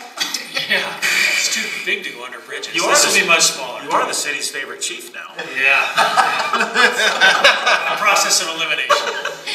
So really this is, like Mark was saying, our current vehicle we've had is I think it's like a 1991 Wells Fargo vehicle that was donated to us in 2001. So end of life. They sell it as an antique. I know, like the fire engine. So you don't have any heartburn anywhere, do you? Yeah. So it's really it's way past its life. It had a 10-year expected life. Yeah. In 2001. We've had it 17 years. We upfitted it just with some armor plate that we never shot the thing, so we don't know if it's going to work or not. So really, we just need to replace that vehicle with something that can face the emerging threat. And obviously, I would normally come to you in a normal budget cycle on this thing, but the issue with this and why we're here today is because the build-out time on it is 9 to 12 months, and I don't want to delay any longer. Started working on this, unfortunately, in January after we had those 3 tragic weeks in December and here in the area with 3 deputies being killed, and 2 of those by rifle fire. So it's a very real threat. It's something we need to do to kind of upgrade and protect our officers. One thing about the paint for the vehicle. Yeah, I was going to have Tiffany touch on that. Yeah. So the vehicle price is estimated at $305,000. Through some cooperative agreements with other police agencies, we were able to utilize a cooperative agreement for a future RMS project that we're going to be working on, and it's computer software. Computer software, and it's in our 5-year plan. And we had envisioned that to cost about $700,000, but it's going to be about $500,000 now. So we have a $200,000 savings over the next 5 years related to that, which we would apply towards the $305,000 for the armored vehicles. So the net would be $105,000. The RMS in some budget somewhere or no? It's in our 5-year plan. It'll be, it's planned for our 2020 budget. With the request. Just throwing it out there right now. Or maybe in 2019. But, yeah, that's what it is. So that's where the majority of the funding. So are we not voting or approving anything tonight? No. No, this is just discussion. We'll bring an ordinance to council in July with all of the budget amendments. All of these will show up. And that'll be your timeline? What's that? That meets your timeline for order? My timeline was in February. Yeah. This has been pushed back. You talked about delays, so I've been chomping at the bit for a long time to get in front of you to answer your questions you may have on it. So, because we need to place an order, and, If I may, just a quick commentary here. I think this is a good example of the weakness that we have in our whole capital strategy when we throw the fleet in the middle of this thing, because we have not been able to really allocate funds for its replacement simply because we couldn't afford it. And so when you delay things longer and longer and longer, we finally get to the point where, the fleet manager comes to us and says, this thing is done. So then we find ourselves more in an emergency perspective. Now, obviously, we manage most of our fleet very adequate perspective, but this is an example where some of these things, we just make a very conscious decision not to do it. And so here we are. When I look at 1.6 million, that's a variance to our current plan by X amount of like our projected expenses. So I'm, again, new to this as far as the budget planning here in the city. How do we address variances? How often does this come up? Is it every year all of a sudden we're asking for 5% more or whatever this percent is? It's pretty common to come to council during the year for budget amendments. Typically, we have at least one per year, and we usually do it at the end of the year, just to come back and if there's any funds that we need to adjust, like property and liability or workers' comp. But periodically throughout the year it occurs. Is 1.6 significant compared to other years? What is the Well, I think it relation depends. to? It also depends on the funding. What fund is going to fund some of the expenditures? Like the general fund comes from taxes, impact fees are from fees, so they're very specific to what you can spend them on, which we have some impact fee things here, which we haven't had in the past. Those are fairly new to the city. Open space comes from open space funds, so the impact there is just reallocating sources, open space sources. So I think that's some of what I'll want to dig into when this actually comes forward. Sure. Because I think in a very recent meeting, you had voiced some concerns that our sales tax numbers were coming down. So kind of hearing sales tax coming down, we're asking for expenses to go up. Just want to make sure we're still safe, we're still balanced, we're still... And I will mention, we did include any impacts to the general fund in our 5-year projections that we presented last year. So these asks were currently in that 5-year plan that we presented last week. I think it's less about whether they're justifiable or not. We need it, of course, but it's just, I'm hoping for better planning, financial, Well, that's what I'm all about. It's a tough one to get used to, I agree. Yep. Well, and when we did the budget last year, we did a number of things. We said, we put them in A parking proviso. Yeah, and so as anticipating that as the year would go along, that if those things did reach that point, open space is one of those. And I can't remember, there was a couple of others. Yeah. So I think we've been pretty good over the years trying to keep the eyes open for grants that suddenly show up that you jump on, right? So not just on this, but other things too, right? Correct. Hopefully we'll have that possibility. Don't we have a gap in our organization that we don't have a grant writer or someone that's focused on that? We do not have a grant writer at the city, and it's a very specialized skill to be a grant writer. Entities hire one particular person, and that's all they do. And they're very successful at it, but no, we do not have anyone. Yeah, we'll probably talk to council about that. Not that I'm saying add more, but and I don't, not that I'm trying to dictate necessarily the organization, but looking at the role of a budget analyst, is that, is there some element of that could help in the grant writing, at least in the interim? I think there are some governments that hire a person to be a grant writer. Oh, sure. And they get paid based on their success of their grants. Professional grant writers operate. There are some models to that, but I think my experience with that is that many of the grants will not pay for that cost. They only pay for specific things. No, but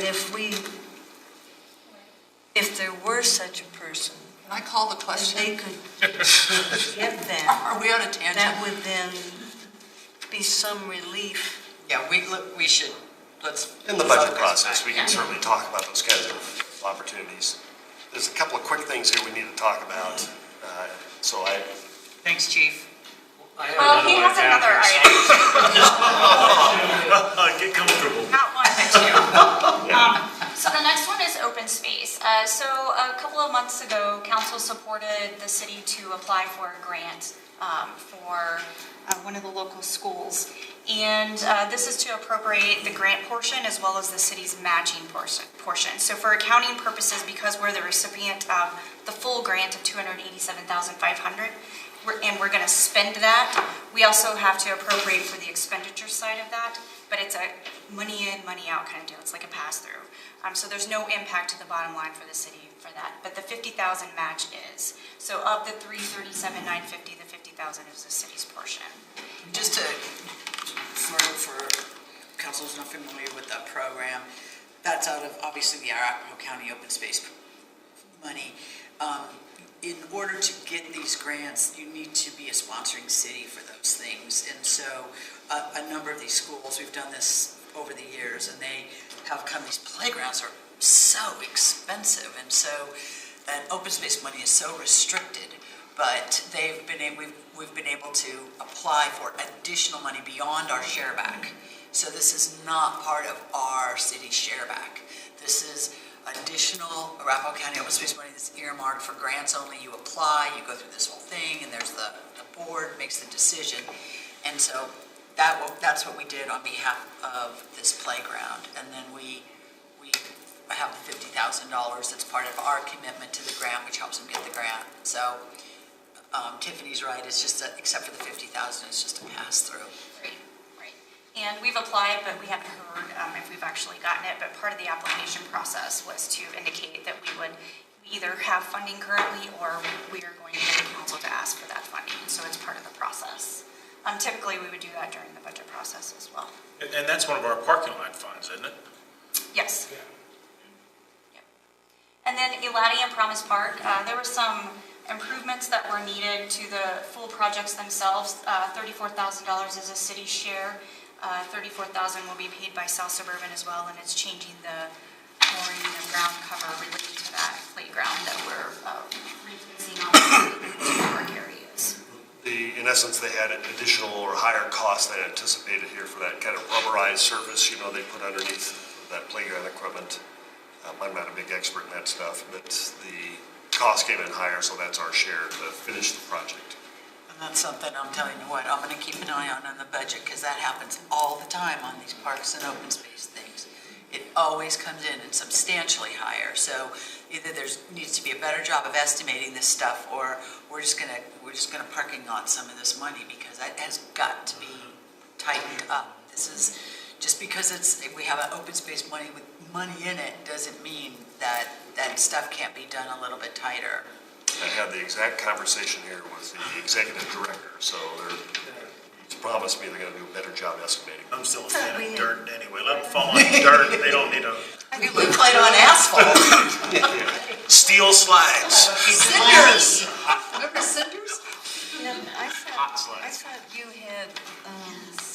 raised that issue before. Yeah. And that we were indeed going to park I'm a broken it record until on we that got one. those commitments. Being on council is like being a broken record. Yeah, it is. Okay. All right, and then Chief? the last two are out of impact fees. Police vehicles, that's to purchase 3 vehicles related to the additional 7 sworn officers that council has approved over the last couple of years. Chief, if you want to add to that. Yes, that'd be 2 fully marked vehicles and 1 investigations vehicle. And impact fees, the police impact fee fund has money to cover that already, so that'd be the 3 vehicles. When we talked about that expansion, you guys asked me about vehicles, and I said we're not there yet. It's taken us 2 years to fill those positions, but we're there, getting there very rapidly, and we'll need the vehicles for that. It's a good use of impact fees. And it's very restrictive, so that is, Plus the lead time to order these, there's a very distinct window to go and get a, police car here, so that's part of why we're here. now I'm done. And the last one is a facilities Thanks, Chief. building condition assessment. And again, we'll be paying these out of the impact fees. It's a full evaluation of city assets as far as buildings, and with looking at HVAC, interior, external components. We don't have any kind of condition assessment currently. And this is similar to other asset management programs that we're instilling in the city currently, related to transportation, related to vehicles and things of that nature. And again, it's $37,000 will come from the impact fees, with an additional $14,000 out of the general fund and out of the current budget. So there's not going to be an additional ask for $14,000. I just want to emphasize something Tiffany said quickly. We don't have an inventory, and we don't have an assessment of the mechanical systems in our buildings. So we have no real solid methodology to predict to you what is our benchmark or best practice here for maintenance in a lot of our buildings. So we're trying to get a handle on Okay. Any questions, council? Negative. All right, anything else? Do we want to address the issue of moratorium, or are we okay not doing that? Mayor, I It's up to can council. keep council. We were going to, at the council meeting last week, the issue of the Airbnb. We had asked staff to, since we were going to get the rest of the stuff back on the 14th, at least bring us some information on what would it look like for a moratorium if we were wanting to do something more quickly. So, the city attorney's prepared kind of a pro-con brief, piece of info on that, so, okay. Yeah, I want that. All right, go ahead. Go ahead with it? Yeah. Okay. Mayor, council, I did attach a report, and yes, the Colorado is a state which would actually allow us to do a moratorium for short-term rentals. It would have to be not longer than 6 months. It could be anywhere between 3 and 6 months. I would tell you, I really recommend it. I think we would be better served rather than going forth and bringing to you an ordinance in July for a moratorium, to simply proceed to come to you in August with actual discussion on how we might address this. We don't have a lot of the new ones, these VRBOs coming in, VRBO meaning vacation rental by owner, because we hear the term Airbnb, that's just one company. There's about 10 companies that do this, and we don't have a lot of these coming in right now. I think the city would be much better served from a legal standpoint that we spend our resources and time and effort on working and coming to you with some suggestions on code changes versus spending significant amount of time for a first and second read on an ordinance in July and August, and then coming to you with code changes. I don't think we really give you the bang for the buck. My recommendation is, while we legally could do it, I'd recommend that you don't do it. Let us come to you in August with proposed code discussion, and you can provide the direction to staff at that point. I have a question about how we are even identifying these, and the fact that I think, what numbers have we heard from staff? They're very, very low. Well, So I think it's business pretty license. clear. Yeah, So even if we were to do a moratorium, I don't know that it would essentially, the ones that are coming in for a business license and identifying themselves anyway, but it seems like that is, the bulk of them out there are probably not. Absolutely. One of the things that I would expect we would talk with you about in August is there's actually some online software that many cities are using where you actually contract out the registration. The city establishes the rules, and of course, but then it's contracted out. My guess is we have, I believe, 9 of these that have business licenses, and that's probably a very, very small portion of what there actually is, because in this state, the online companies generally don't register, so you're dependent on the individual property owner, and the individual property owner may or may not come in. Well, when we come to you in August, one of the things we'll be prepared to do is to talk about, are there some ways that I think we could get to better compliance, and there is. And so, I just don't think with the moratorium, if we're dealing with only 9, maybe we'll get 2 more in, if that. I don't think you're really going to get any bang for that buck. So what would the moratorium be? It would be on the license. It would be on the issuance of a business license, since these are generally permitted as an accessory use to a principal use in our zone. So it'd be basically a moratorium on the business license. And in one respect, we really want them to come in and get a business license so you start remitting sales tax.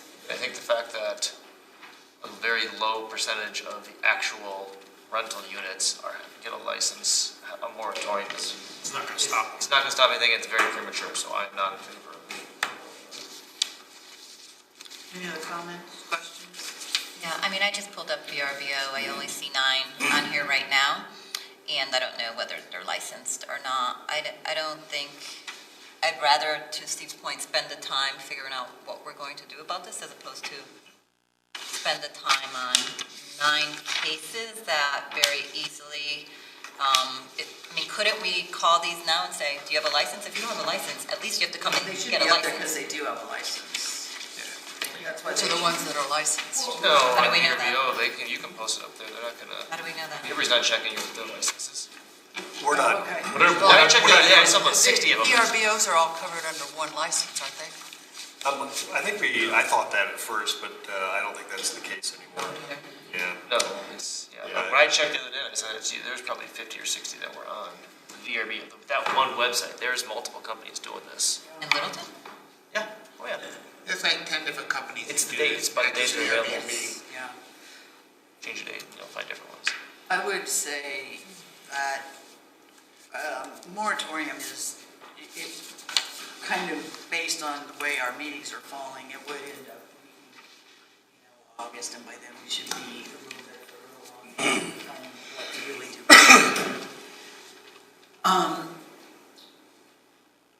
What I'm hoping is that we don't have another flare-up like we had. What I have to say, I am very warmed by the neighbors' response, that it was of a higher value to them to cease their Airbnb operation in support of their neighbors, and they did it because they didn't, they realized what angst it was causing, and I think that and some of the issues that they raised, that those neighbors raised were very interesting for us to consider as we move forward, the type of abuse that can happen in those situations.